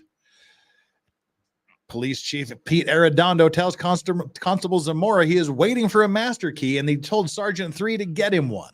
Zamora conveys that there is one on the other side of the hallway. A stack composed of DPS troopers, including Sergeant, a BPA, and a UCSO deputy is at the south doorway. Arradondo approaches him, stating that they need to hold so room 109 can be evacuated first. Yeah, don't go take care of the shooter. We got to get these kids out of here first. Radio traffic. Dispatch advises over the radio that a child called and is in a room full of victims. This communication is transmitted on both sides of the hallway and the exteriors of the building. So the outside also knows now that the room is full of victims. Again, inside the classroom, child from 112 remains on the phone with 911. Dispatch advises the child that they will tell them when it's okay to open the door.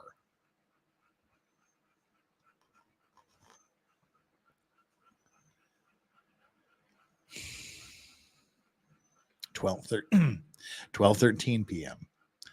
The Bortak commander enters the building through the northwest door. They approach the T intersection, begin receiving information from officers on scene, and learns that there are victims inside rooms 111 and 112.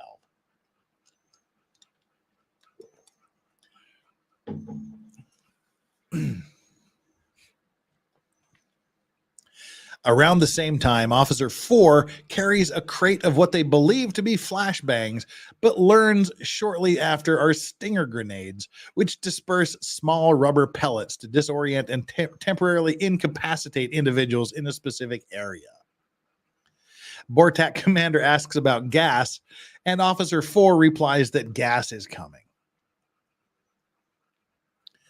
Meanwhile, at the West Building South entrance, Zamora reiterates Arradondo's direction that there should be no entry until Arradondo gives permission. He asks Sergeant 3 about the status of the master keys. Zamora then goes to the other side of the hallway via the exterior west side of the building to obtain master keys. The hunt for the master keys continues. Well, out there on the west exterior, Lieutenant 1 and other officers locate the subject's backpack at the west exterior of the building, uncover dozens of fully loaded magazines and hundreds of rounds of ammunition, and transmit this information over the radio. Back inside the classroom, the child from 112 remains on the phone with 911. The child asks the 911 dispatcher to send help for their teacher, whom they say is still alive, but shot.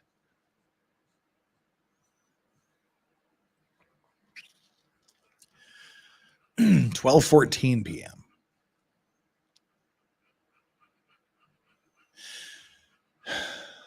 Officer 4 re-enters with a crate full of CS gas, commonly known as tear gas. The Bortak commander asks about masks, then exits the building to get their own mask.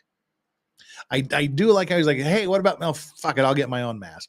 And he goes to get his own mask. I like that. Outside on the West Building Northwest entrance, Zamora, having come from the other side of the building to find a master key, obtains a set of keys from Detective 2. They are a large set of keys with a big ring attached to a red lanyard. He sees a police department lieutenant who stops to help him look through the keys. The lieutenant breaks off a portion of them and hands them to Zamora, saying that one of them will open all of the doors. The keys are later discovered not to work on room 109. You can't make this shit up. You could not make this up. If you tried to sell this shit to Hollywood, they would shut you down as trying to sell the most unbelievable story ever. Here's your big ring of big keys. Here, one of these will do it, and none of them do. 911 communications. The child from 112 remains on the phone with 911. Dispatch asks how many children are in the room, and the child estimates up to 8. The child is also advising others around them to keep quiet, as some are crying or moaning.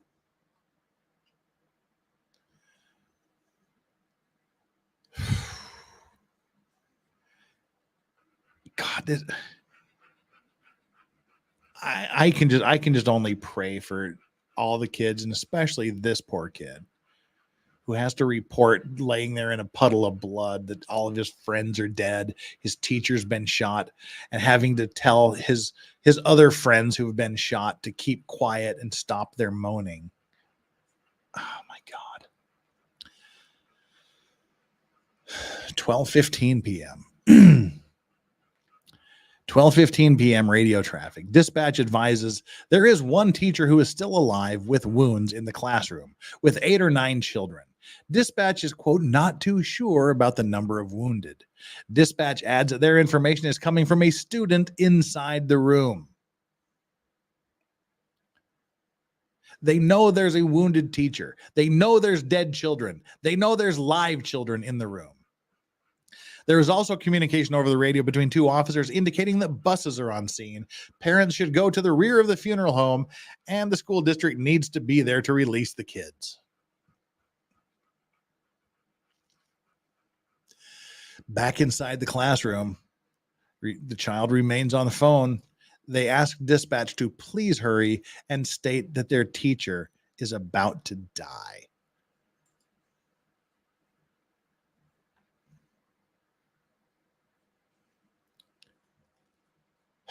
12:16 p.m.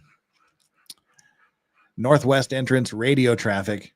Outside northwest entrance, an officer stresses to acting Chief Partagas that the room is full of victims. There's that phrase again. Partagas is a delicious cigar.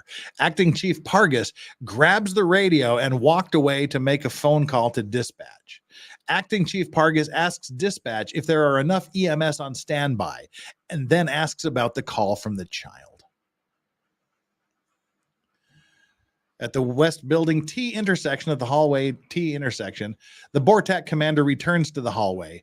They are on the phone with the Department of Public Safety sergeant, stating that these guys are about to make entry on this side, then ends the call by saying they will stand by. The BORTAC commander then continues to receive information from officers on scene. The discussion revolves around who is in the room with the subject and whether there is active killing happening. The answers are affirmative regarding the presence of a teacher and children in the room with the subject. However, there is no specific reference to the injured teacher or any injured children inside the classroom. Well, in the south side hallway, Constable Zamora arrives back at the south hallway with a set of keys. Well, yay. Chief Pete Arradondo tries them on 109 and they do not appear to work. Now, mind you, this is 12:16. This is 8 minutes. They've been looking for the damn keys for 8 minutes. They finally get there and they don't frickin' work. The sergeant, the DPS sergeant says that the BORTAC unit is going in, and Arradondo responds that they need to secure room 109 first. Why the fuck is he fixated on room 109? Get the kid, kill his ass, and then get the kids out of 109. Stop the shooting first. But they're not shooting, you say.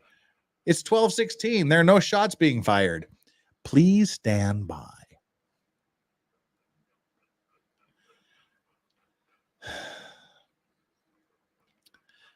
BORTAC units going in. Arradondo responds they need to secure 109 first. DPS sergeant relays to the BORTAC commander that they need to clear 109 first. Inside the room, the kid is still on the phone. The child asks if they should open the door, and someone inside the room with them responds no. The dispatcher asks the child to stay quiet, and the child responds that their teacher will not stay quiet.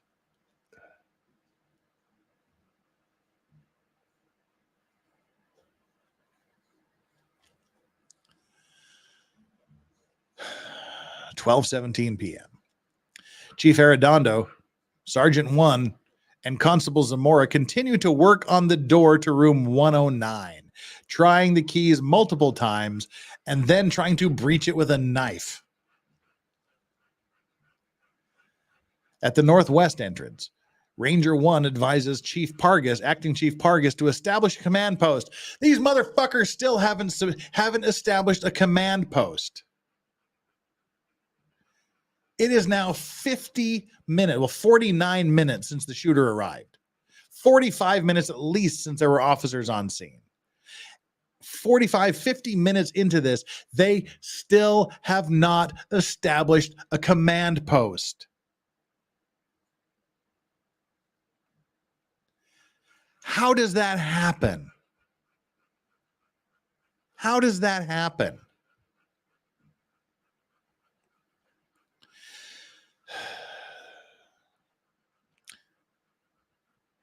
They need to bring together the senior officers from each of the law enforcement agencies on scene to get a handle on assets and resources and begin relaying information from inside the building.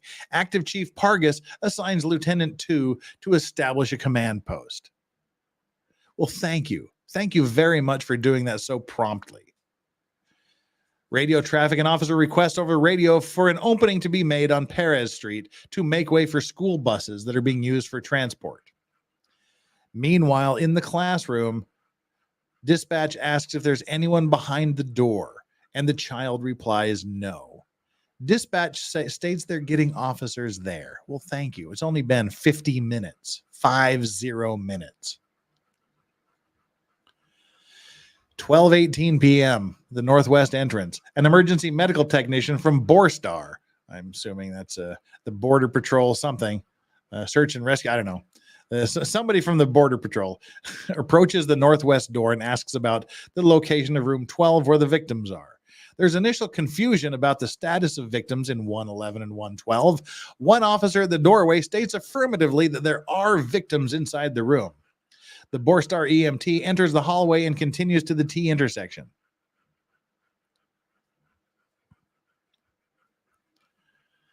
In the south side hallway, still unable to open the door to 109. Now, mind you, the south side hallway is the it's the opposite side from the damn room. They're room 11, so there's at least one more room between these two. So whatever, they're still stuck on 9, trying to breach it with a knife.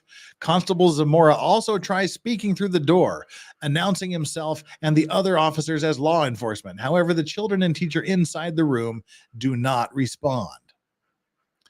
Meanwhile, back to the poor child on the phone with 911, the child continues to talk to dispatch, who is relaying guidance to stay quiet. Someone else in the room is heard in the background stating that they need to come in immediately. Well, guess what? They don't come in immediately. In fact, they don't come in for damn near 30 more minutes.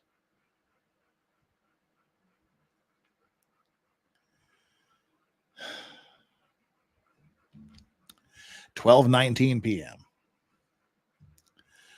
The BORTAC commander is on the phone while simultaneously asking officers in the hallway about the status of the door to classrooms 111 and 112. Look at this shit right here. 12:19 p.m. 51 minutes. 51 minutes after the shooter arrives, and about 48 minutes after officers arrive, Sergeant 2 responds, they do not know if the door to the room where the shooter is locked.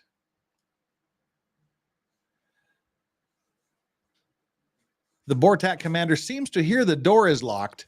As they say on the phone, they're saying the door is locked. So somebody says, I don't know if the door is locked. So the BORTAC guy says, well, they're saying the door is locked. Sergeant 2 repeats that they do not know the status of the door. Jim, of course they didn't fucking try to handle the door. Why would they do something as easy and simple and logical as that?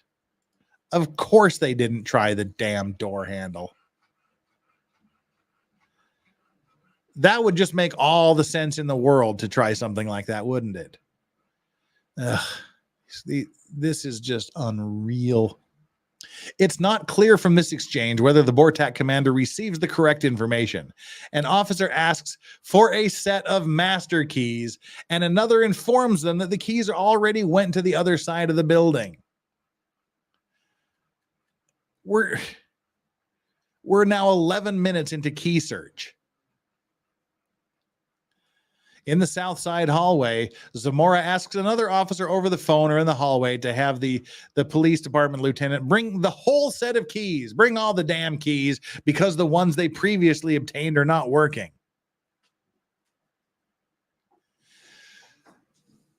So, well, now no longer police chief and now defendant Arradondo calls Constable Field. Again, he has to call on the cell phone. He has to call down the hallway on his damn cell phone because he doesn't have his radios, and reiterates that there is a classroom full of children that he needs to evacuate. Constable Field says there's an entry team on the north side of the hallway, and Arradondo explains that he also has a team on his side. This mother effer has a door breaching team on his own side of the hallway, and he's not using it to get into 109. It has breakable windows. He's not breaking the windows to get the kids out of room 109. He's still fucking around with the door, trying to find keys that'll unlock the door to 109. Radio traffic acting chief Pargas requests Lieutenant 2 to start setting up a command post.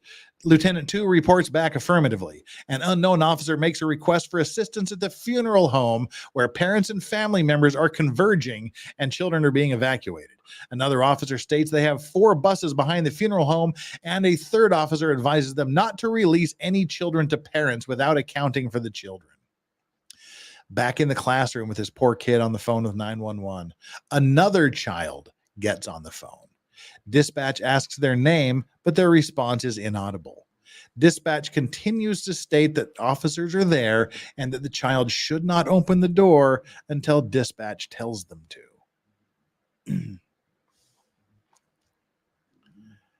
Exactly, D. What?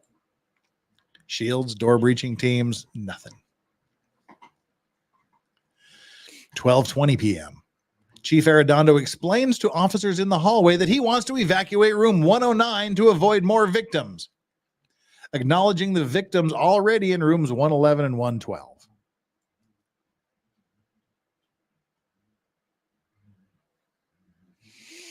Still unable to open the door to room 109, Sergeant 1 asks if anyone in the hallway has breaching tools available, but none of the 15 officers on the south side of the hallway respond they do. Well, meanwhile, Arradondo, who's standing right fucking there, has already told people they have a breaching team on their side. Dude doesn't even know what he's got with him. Another shield arrives and is brought through the northwest door. So now they've got 4 shields. The child from 112 remains on the phone with 911.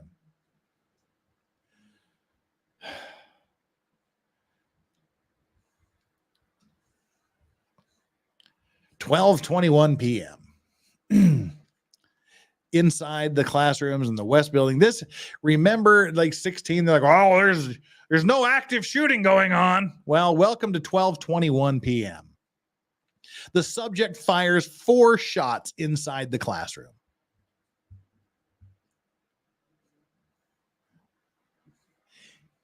He's still shooting people.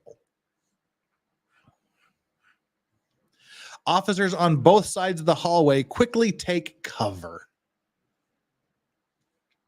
Officers on the north side of the hallway advance towards the classroom doors, stopping short of the doorway near the janitor's closet adjacent to the classrooms.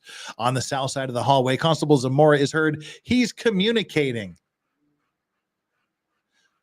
Followed by Police Chief Arradondo shouting, "Can you hear me, sir? Can you hear me, sir?" Yeah, he's communicating by shooting 4 rounds, presumably at children. That's the communication he's doing. Meanwhile, Chief Dipshit Arradondo's like, "Can you hear me, sir? Can you hear me, sir?" Inside the classroom, the child remains on the phone. They state he's shooting. The dispatcher reiterates that the child should make sure everyone stays quiet.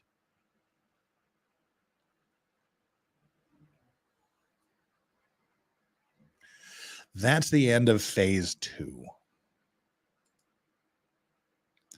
That's not the end of this event. That's just the end of phase 2. Phase 3 covers 12:22 to 12:49. This covers 27 minutes.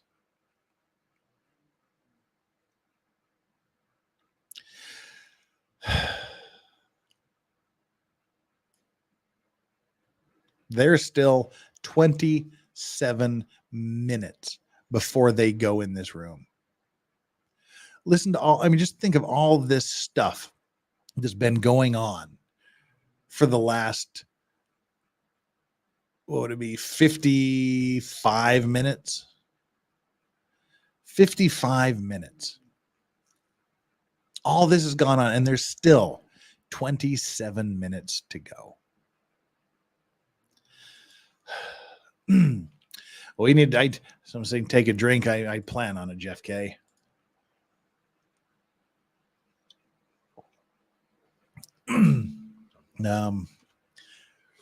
There's no membership chats or super chats here to read, to take a bit of a breather. So let's we need to take a little bit of a breather here. So let's scroll through chat here and see.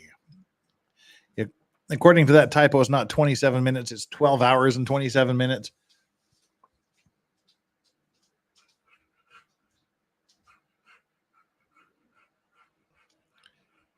Which typo? It started at 11:28 and it ends at 12:49. That's I don't see a typo. Maybe I'm dumb too. I don't know. I don't understand why didn't the on-site police officers do lockdown procedures when he got on school grounds? Well, they did. The school went into lockdown. They just never bothered to check and clear it once it went into lockdown. It's the dumbest shit I've seen. AM, PM. Well, yes. Okay, I see. Okay, that's the typo. That should be PM, right? Gotcha. All right. I guess I was dumb. So all of you are smarter than me. Okay, whatever. Oh, yeah. Okay, everybody's smarter than me. I didn't notice the AM.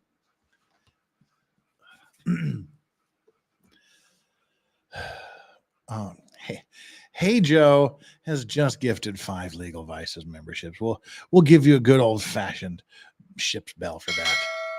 And if you're the 5 of you that get the 5 Legal Vices memberships are Jack, Matt, Tinker, Lou, Emmanuel Quinones, Phoenix, and JC. So if you got one of those, make sure you give Hey Joe a super special thanks. And last Sunday we did our July members only stream, and we'll be doing another one in about 2 weeks for all of you channel members that are there. XYZ PDQ says, would having Arradondo listen to the kid's 911 call every morning during his sentence violate the 8th Amendment? No, because it probably wouldn't bother him at all. He gave so little shits about this that he didn't even resign from his position on the city council. They had to fire him for not showing up. He didn't resign from his position as police chief. They had to fire him, and he pled not guilty. I don't think this bothers him in the least. D. Watt says, if I recall correctly, the cops detained one of their own because he wanted to save a teacher. It was his wife. Yes, you are correct. They escorted him out of the building about 25 minutes ago or somewhere around there.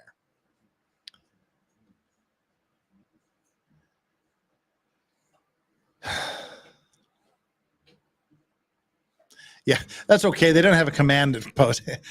How do you expect them to know the correct time? Well, this is the critical incident review people that drew up this report. They're different people, but wherever we, yeah. I'm way behind thanks to work meeting, but I love the Danny voice clip. Jill Ems, thank you so much for the breathing time. I appreciate the breathing time. And Bush McFadden has been a member for 8 months. You've been a member for 8 months, like 8 times, I think. I've been a member for everyone's channel for 8 months. I started here inconsistently in October. I sent some DMs that might help with this timeline. Yeah, I saw them, and I'm probably going to use all this stuff because a lot of people have sent me a lot of stuff today. We still have to sometime next week. We'll go over the findings and the problems that were found. We'll probably go over those sometime next week, and I'll use all the stuff that I was sent today as refresher information. Thank you so much for sending that, by the way. I did see that come in. Oh God, this is.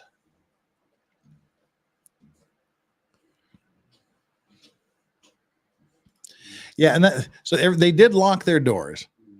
Well, all the ones that could lock. And that's why they're trying to get this damn door open rather than just going through the window like every other locked door did.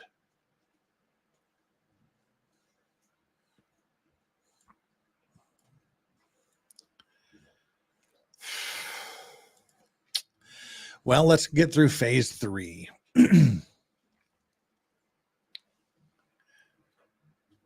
Phase 3 comprises the time period from 12:21 p.m. There, they've got it right here.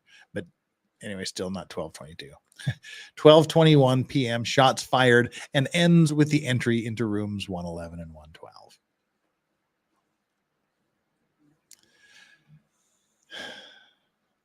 Chief Arradondo, 14 minutes after asking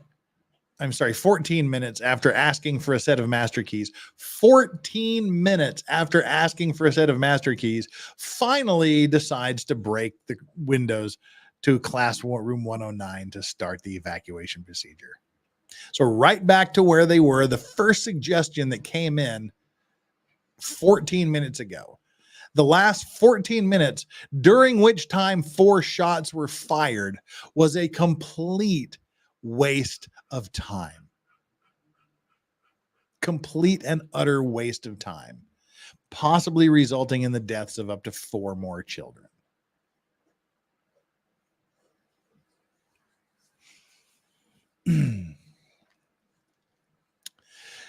Dispatch calls out over the radio, student online just heard 3 shots fired. Child remains on the phone with 911. 12:23 p.m. The officers who approached classrooms 111 and 112 at 12:21 start inquiring about master keys and calling out the need for master keys. So just when you thought the search for master keys was over, it continues. This time they've got the brilliant idea after 18, 28. So they're 55 minutes exactly. Exactly 55 minutes into this, they get the brilliant idea to use master keys to open the rooms 111 and 112. So the hunt for the master keys continue, and calling out the need for a master key, BPA tosses a set of keys to the BORTAC commander, who pauses and briefly discusses a plan to deploy CS gas into the rooms through the exterior windows. The plan is eventually called off on account of the children in the classroom. The exact time when it is called off is unknown. West Building South Side hallway. Again, this is where the room is. Officers hear faint cries coming from a nearby classroom, saying they hear children. It's not clear what classroom the cries are coming from. While helpful defendant Pete Arradondo resumes his attempt to communicate with the subject, who remains inside classrooms 111, 112.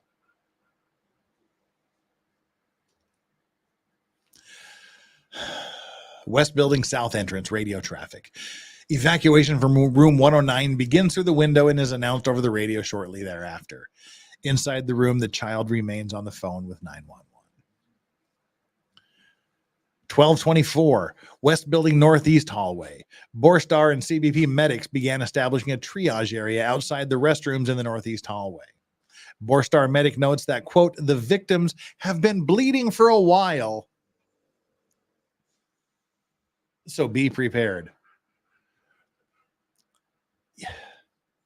The victims have been bleeding for a while, yet freaking near an hour that 9 and 10-year-old children have been bleeding. The BORTAC commander tests the set of keys on the janitor's closet on the janitor's closet next to room 112 and learns that they do not work.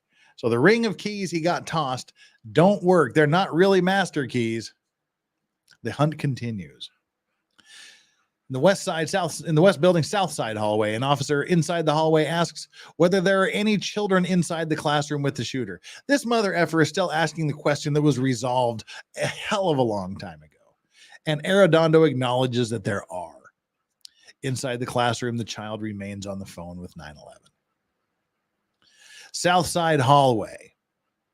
Again, that's where the room is. Pete Arradondo is on the phone asking for confirmation when the room is cleared.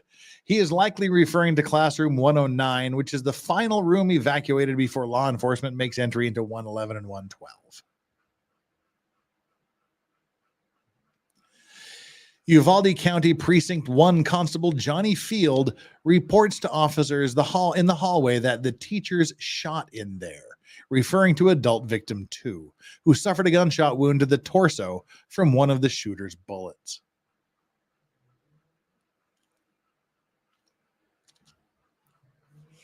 The child remains on the phone with 911. 12:26 p.m. Officers discuss the layout of the classrooms, specifically whether they're connected. One officer indicates, it's amazing they're having these conversations after nearly an hour. Like, is 111 and 112 connected? One officer indicates that the classrooms do, in fact, connect via an internal adjoining door, which is acknowledged by the BORTAC commander. Well, outside in the south side hallway, Arradondo is on the phone explaining that they are trying to preserve the rest of the lives first. Basically, he's just said, I don't give a shit if all the kids in that room are dead or dying or will die. We're going to take care of the other ones that aren't in any imminent danger first. We're going to preserve the rest of the lives first. To me, that says he's sacrificing the kids in 111 and 112.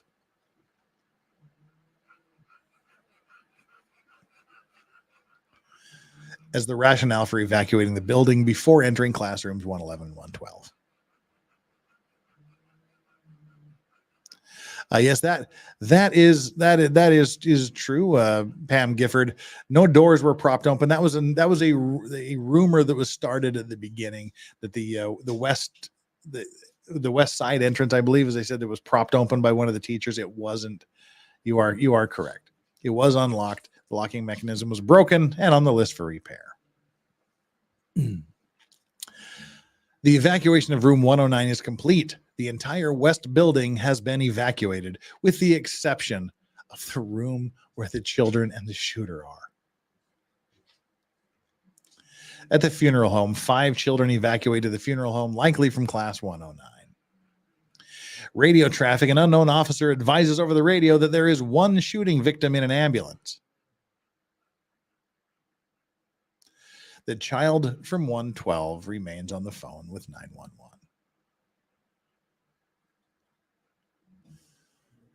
12:27 p.m. The BORTAC commander reviews the map with the game warden. Why is the tactical unit talking to the game warden? The map is later found to omit some details, including the adjoining doors between classrooms 111 and 112. Thanks. On the west side, in the west building south side hallway, Chief Arradondo is on the phone, again, because his radio ain't there, with another responding officer who is on the north side of the hallway, literally talking on his phone to a guy at the other end of the hallway. Arradondo gives the go-ahead to make entry into classroom 111 and 112, stating, what team got a team ready to go? Have at it. Guess what they didn't do? They didn't have at it. He then begins explaining aspects of the building and classroom, stating that the door is probably going to be locked and that he is going to try to find some keys to test. At this point, he needs the keys. The need for keys is the focal point of entry into classroom 111, 112 for the first time during the response. They've been searching for these goddamn master keys now for 20 minutes. He's been focused on getting keys to classroom 109, and the BORTAC team was asking for the keys. Now he's specifically asking for the keys so that they can get into room 111 and 112.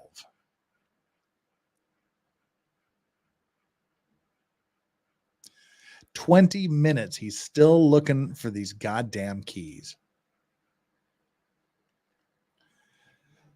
The call with the child inside room 112 drops. 12:28, officers wait for another key to arrive. They've been given the go-ahead to go in. They've got a breaching team. They're sitting there with their thumbs up their ass, waiting for the keys. A deputy marshal calls out over the radio to bring a Halligan tool. That's a breaching tool. It's like it's one of the firefighters use, I believe. Sheriff Ruben Nolasco states that there needs to be just one person making calls or radio communication from inside, and that right now there are too many. There's a clusterfuck going on inside. Well, in the south side hallway, Arradondo calls someone and relates that the master keys he obtained earlier are not working, stating that a custodian may have a set that works.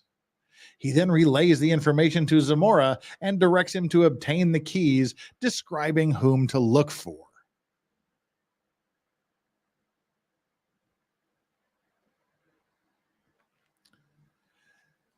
This happens at exactly the 1 hour mark. 1 hour that this has been going on.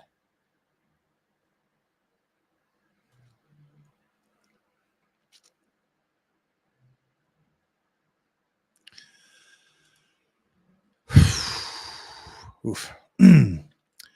Chloe Albert's Revenge, member for 3 months. Thank you so much for being a member for 3 months, Chloe Albert's Revenge. Apparently, Arradondo left his radio because he needed his hands free to hold his sausage because all he did was whack off that day. Can't argue with that. Roy Lunzinger, member for 2 months. Welcome. Remember, the cop's first priority is officer safety, not yours. Sarcasm intended. And the lives apparently of children that aren't really in any danger from the shooter.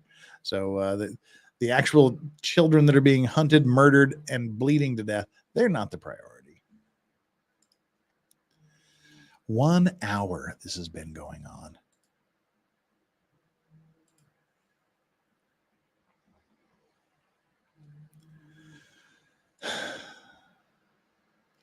$12:29, 1 hour and 1 minute. The Bortak commander discusses plans to use CS gas, stating they just need breachers. They discuss with another BPA that the master keys are not working and that the subject is shooting at the door every time someone gets close to it, repeating what they heard from other officers on the scene. There was exactly one time they shot at the door, and that was about 5 minutes into this thing. It was in the very, very early stages of this, was the one time that the guy shot at the door.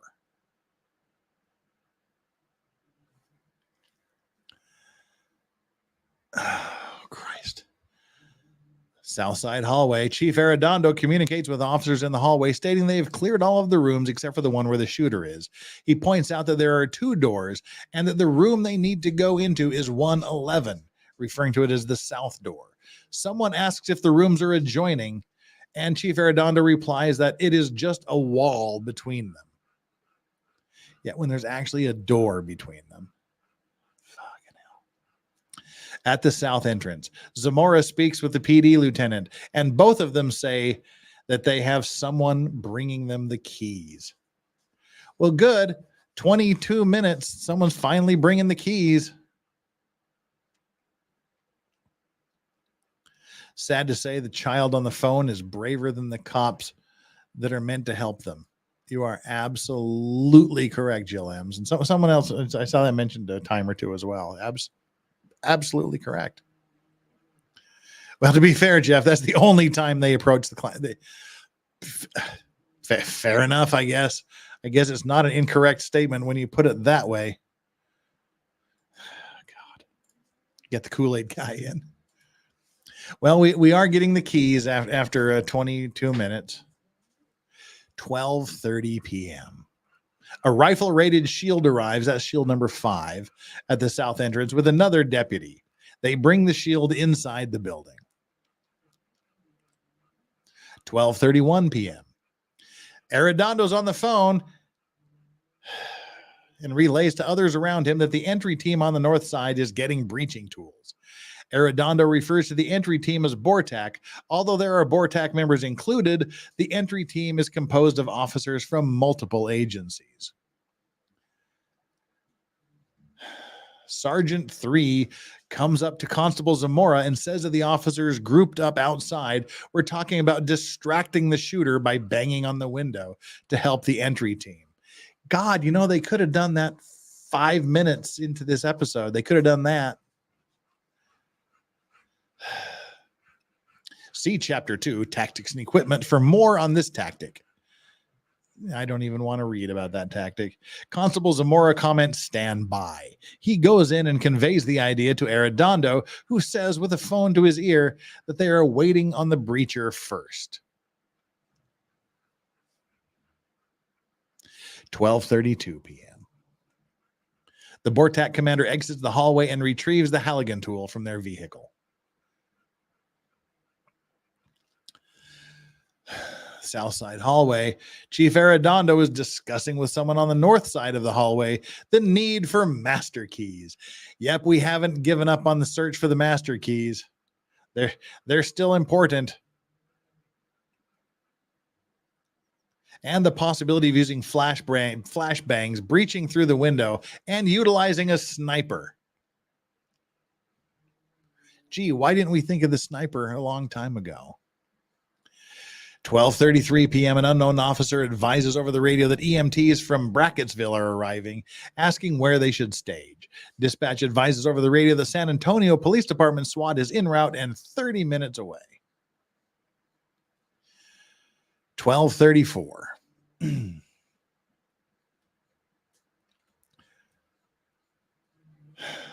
16 minutes into the search for keys. Officers discuss the nature of the situation. I'm sorry. Did I say 16 minutes? I meant 26 minutes into the search for master keys. Arradondo has been focused on searching for a set of damn master keys for 26 minutes at this point.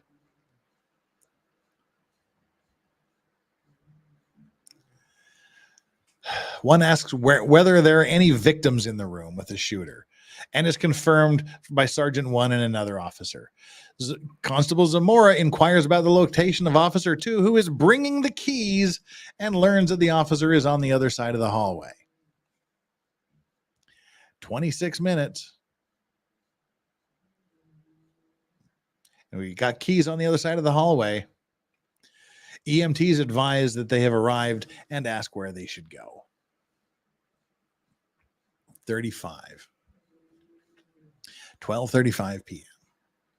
The Bortak commander re-enters the north hallway with a Halligan tool and heads towards classrooms 111 and 112.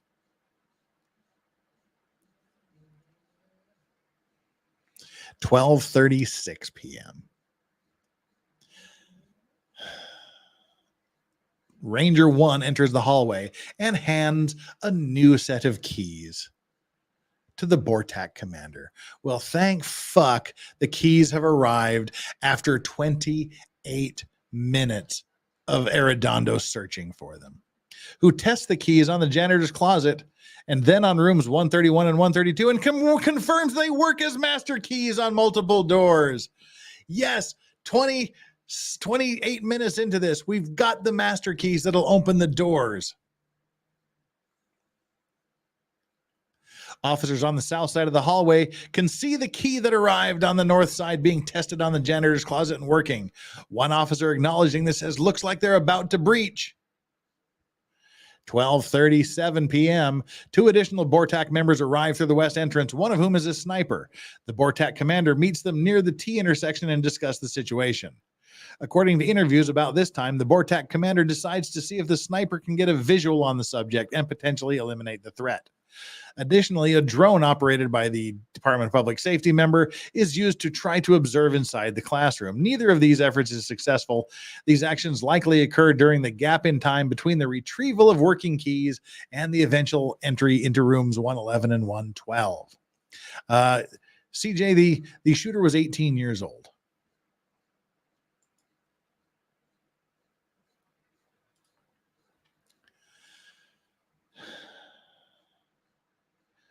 Chief Arradondo's on the phone. This is 30 minutes after he started his quest for the keys, stating that the keys, what the fuck does this mean, by the way? They've tested it on the janitor's closet and two other doors, but Arradondo is stating the keys should be tested on other doors before using them on 111 and 112.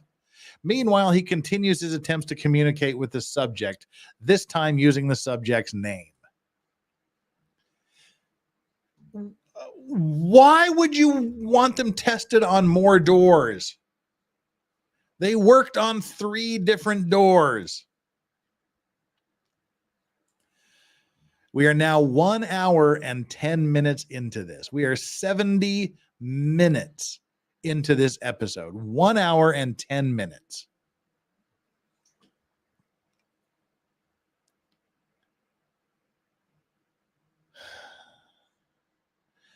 Chief Zamora tells Arradondo that Ranger 1 has the keys on the other side of the hallway. 12:39.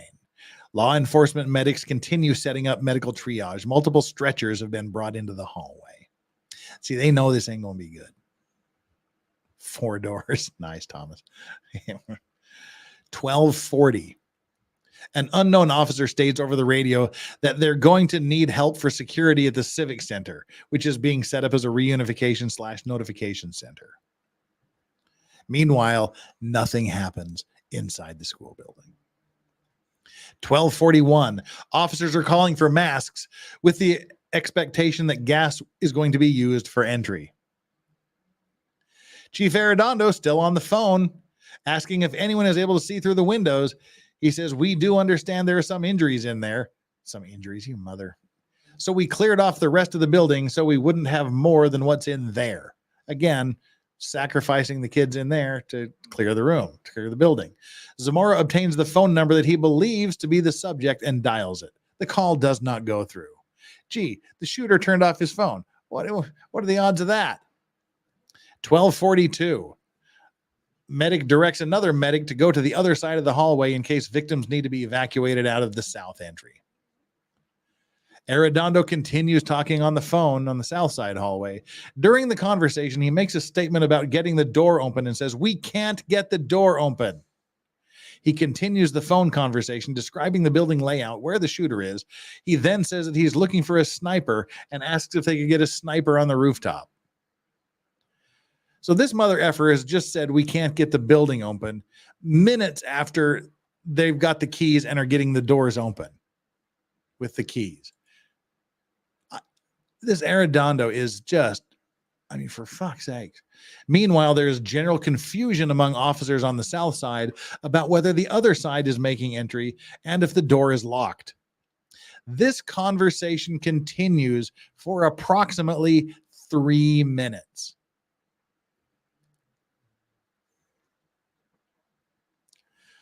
Radio traffic Lieutenant 2 advises that a command post has been set up at the funeral home.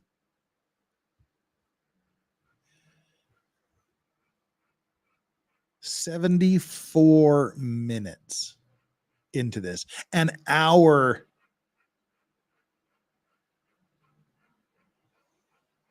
I don't understand this. An hour and 14 minutes into this. They finally get a command center set up. They get a command post after an hour and 14 minutes of this clusterfuck.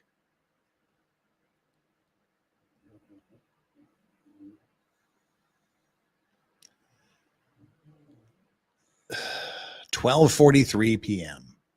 One of the rifle-rated shields is passed down the hallway towards the stack outside of the doors to room 111 and 112.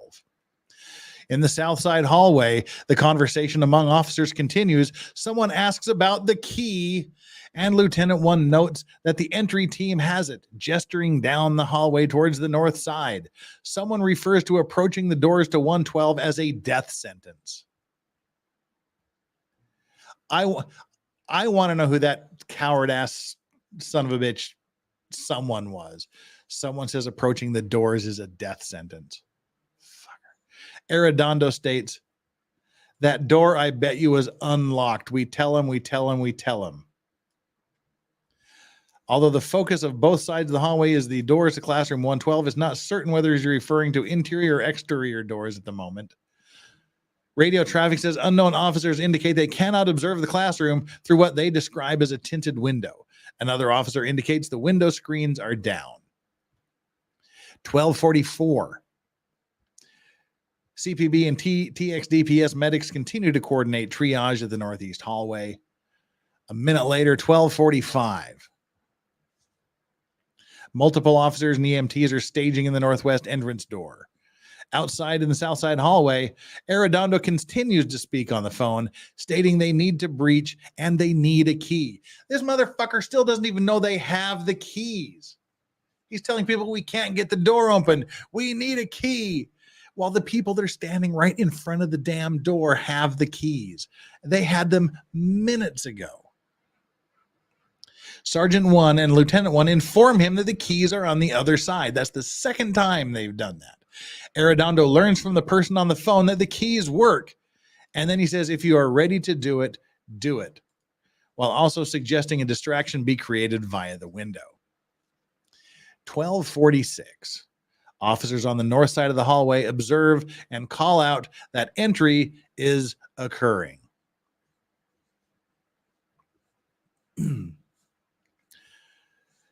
Chief Arradondo says doors open while another officer in the hallway says they're going in. An unknown officer advises over the radio that the Department of Public Safety SWAT is on scene at the southeast corner of the campus. Another unknown officer states, all copy, we're going to attempt to open the door.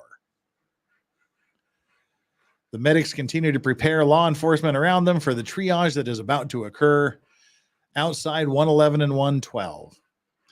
There is no definitive evidence as to the exact time the entry team opens the door to room 111. However, based on interview with officers in the stack, there is a minute or more between when they open the door and enter the room and when they engage the subject.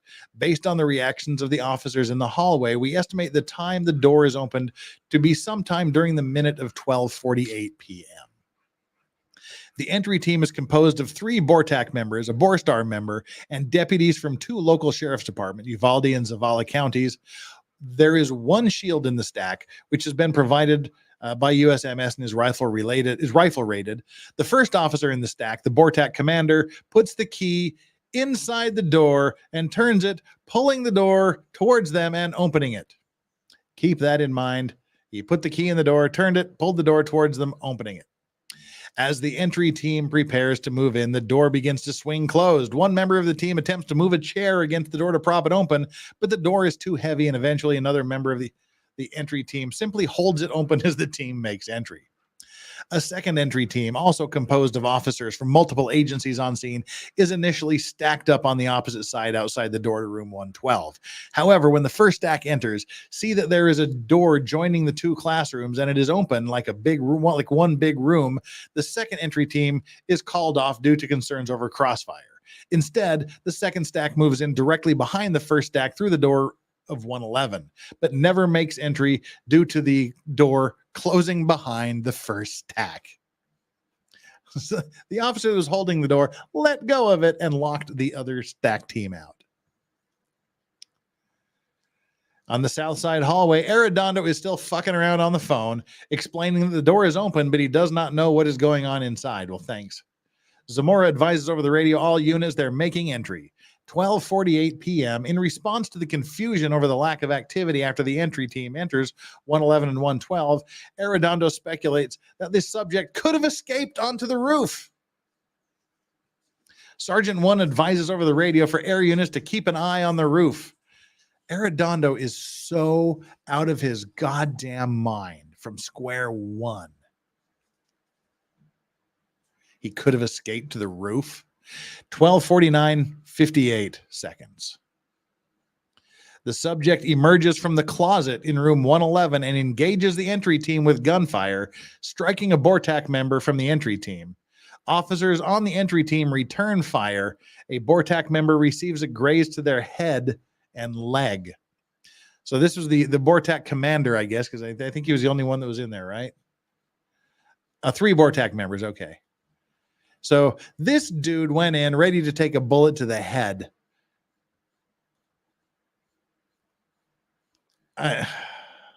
Man. So they, I mean, that's pretty wild, really. Striking a BORTAC member, officers return fire. A BORTAC member receives a graze to the head and leg.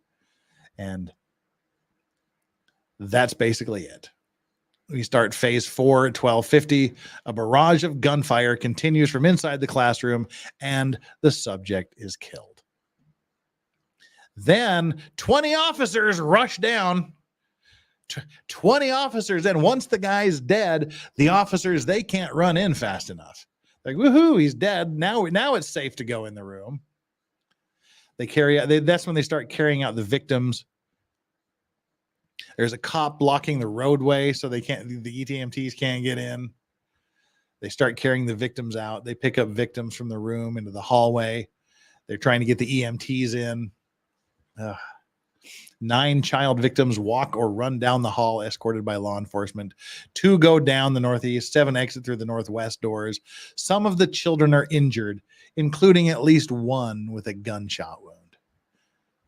This kid sat there and bled with a gunshot wound. A 10-year-old kid, 10-year-old kid, bled with a gunshot wound for 77 minutes while Arradondo did nothing.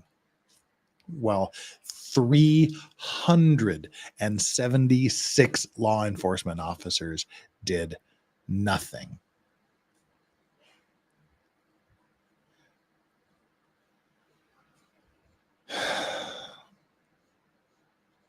Remember, all the children need to go to the bus unless they're injured. Borstar medic leaves room 112 and announces that all victims remaining in the room are deceased.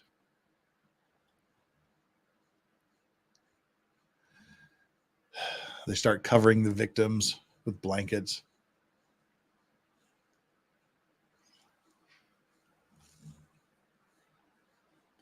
This motherfucker, 12:56 p.m.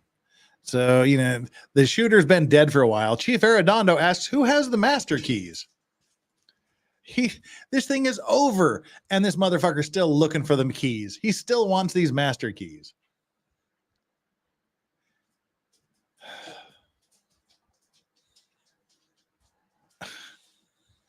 Officers on scene use the master keys to open 105 and 106, which is directly across the hall from classrooms 111 and 112.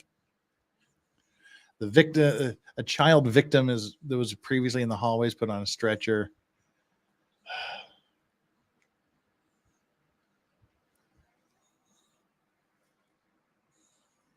This is so terrible. Victim outside performing chest compressions. They start opening all the other rooms with the master key. They clear more locked rooms. Now, here's the shit, which only comes out later. And I guess that's where we end the end this. Like I said, next week we'll look at some of the findings and, you know, where the errors that they were made and the scathing review that a lot of people get. They found 39 instances where the shooter could have been delayed, taken out. This thing could have been prevented. Things could have been different. 39 separate incidents. But here's the thing. They searched for those damn keys for 30 minutes to get into other rooms. They didn't breach the room because they were waiting for the keys so they could get the kids out of 109. They didn't know if the keys were opening, and guess what? They finally got the key in the door and turned the handle, but it only came out later, and many of you know this, it came out later during the investigation that the door to 111 was never locked. It was open the whole damn time. In fact, the door was broken. The lock was broken, and it could not have been locked.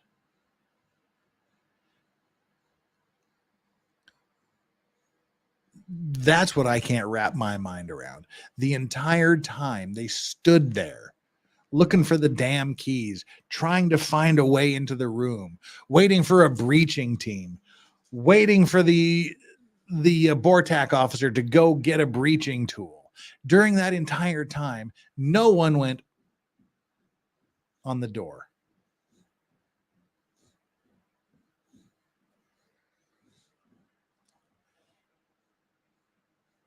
I don't understand that. I cannot comprehend that. This bitch focusing on getting master keys when they were never, ever needed. They could have broken the window to get the kids out of 109, which is what they did after, what was it, 16, 17 minutes, whatever the hell it was, 27 minutes. think it was 14 minutes, right? Yeah. They could have done that at the beginning. They ended up doing it at the end. Then they got to wait for the breaching tools, and they didn't have to.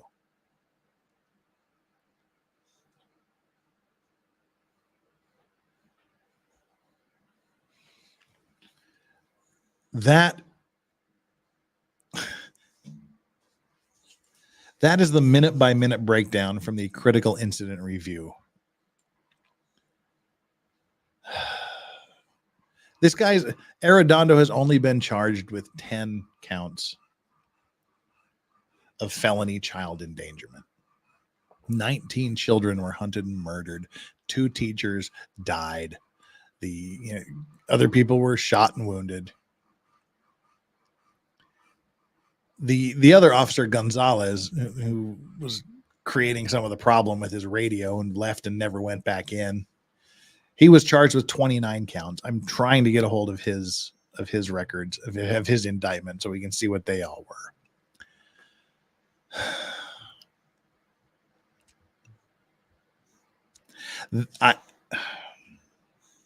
I think a lot more people should have been charged with a lot of things.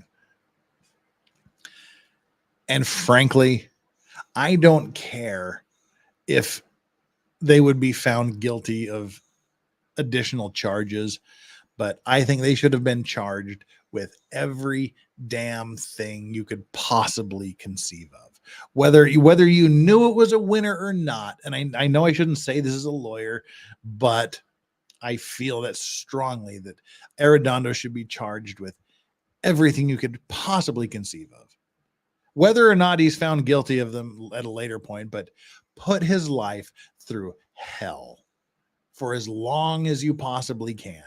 Drain every damn cent of his money so that if he is acquitted, it cost him everything. I don't care how trumped up the damn charges are. I want something to stick. And I think his best bet would be to take a plea deal. Because this is one incident where I could very, very easily see and would actually expect the jury to go, fuck the evidence, he's guilty. I can see that happening very easily. I mean, I don't even know if you could say this guy can get a fair trial anywhere in the area, but he's gonna. They'll find 12 jurors, and if you alternate, say, "Oh yeah, we'll keep an open mind," but will they really?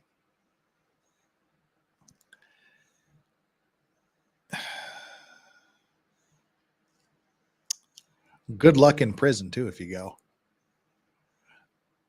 I'm sure being a cop in prison is bad enough. Being a police chief, even though it's a school district police chief in prison, is a little extra bad. But one who contributed to the deaths of 19 children, good luck with that.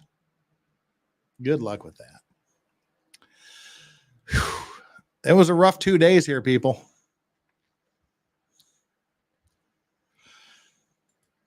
We've currently got 279 of you here. Well, we just dropped to 253. Sadness. All right. So we got a few starred things here. I think we've read through all of them.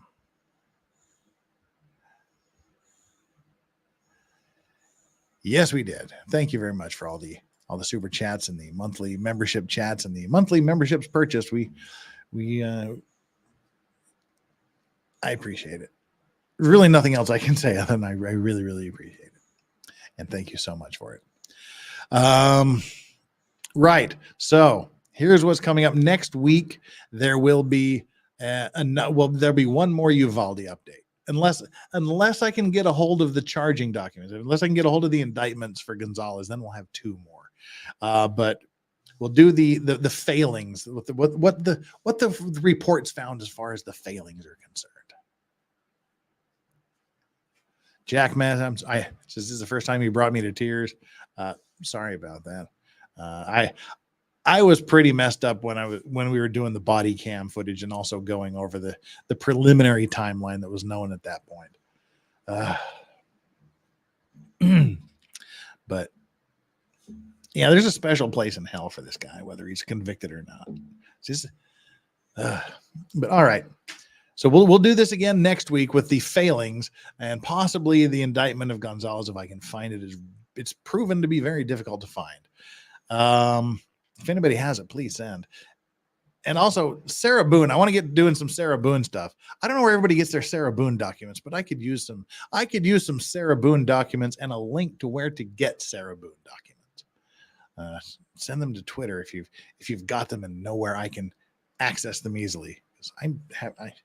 It's hard. It's hard to search for things here in Korea because Korea has such a bad IP reputation that we're banned from so many sites. And some sites are getting clever now, and they're blocking VPNs, especially like government sites and court sites and things. So let me know what you think. I need all Sarah Boone Island. I'm like 2 lawyers behind with Sarah Boone. Everything from like the 56-page handwritten thing forward would be awesome. But that we want to start getting in some of that next week as well. But look for one, if not 2 days of Uvalde next week sometime. Tomorrow, we're going to have a little bit of a break and discuss we're going to be watching the next installment of the Florida v. Donald Hartung, the elderly gentleman who killed his 2 half-brothers and his mother, allegedly in a ritualistic or witchcraft manner. I think we might be seeing the Wiccan high priest testifying tomorrow. I think. If not, it's going to be next week. So you don't have to have watched the previous 8 or 9 episodes. It's pretty easy to catch up on. It's a pretty basic, straightforward trial. Join me tomorrow for that at the usual time. Friday still a question. I've got some ideas for Friday. Not sure what I'm going to be doing on Friday evening U.S. time, but we'll find out. So thank you very much. And everybody's saying you can help out with peeps. Just please send them to me by Twitter and we'll talk about it later. Thank you so much, everybody. I'm going to send you off out into the wild. Go where you're wanting to go. But first, Ike, thank you very much for the Aussie 5. I don't think that protective custody will save him in prison. There's always a way to get to somebody. Not that I'm saying that should happen, because that would be wrong. But, where there's a will, there's a way. All right, mods, thank you so much for being here as usual. Thank you so much for pulling extra duty. We got about an extra hour out of this tonight. Unfortunately, it's going to take me a while to calm down enough to go to sleep. But mods, again, thank you so much. Couldn't do this without you. Chat, couldn't do this without you. Wouldn't have a reason to do this without you. Let your friends know about the channel. Like and subscribe and share. Let's see how many of you watched. 53% of you watched part 1. 34% said you didn't watch part 1. And 13% of you said, yeah, whatever, just hitting the like and subscribe button. But please do hit the subscribe button. That would help. YouTube is going through sending me through the struggles. They've nuked about 100 subscribers in the past 2 days just because, but we have picked up a few more since we started. So, hey, cool. We got to keep bucking it. They take off a bunch, we get a bunch, and they just YouTube is an asshole. That's why I and other YouTubers always remind you that if you are subscribed, just double check real quick to make sure you're still subscribed. Thank you very much, everybody. On that note, we will see you tomorrow for the Donald Hartung murder trial, which is weird to say, but it's a much lighter note. It's funnier than tonight. Thank you so much, guys. We'll see you later. Bye.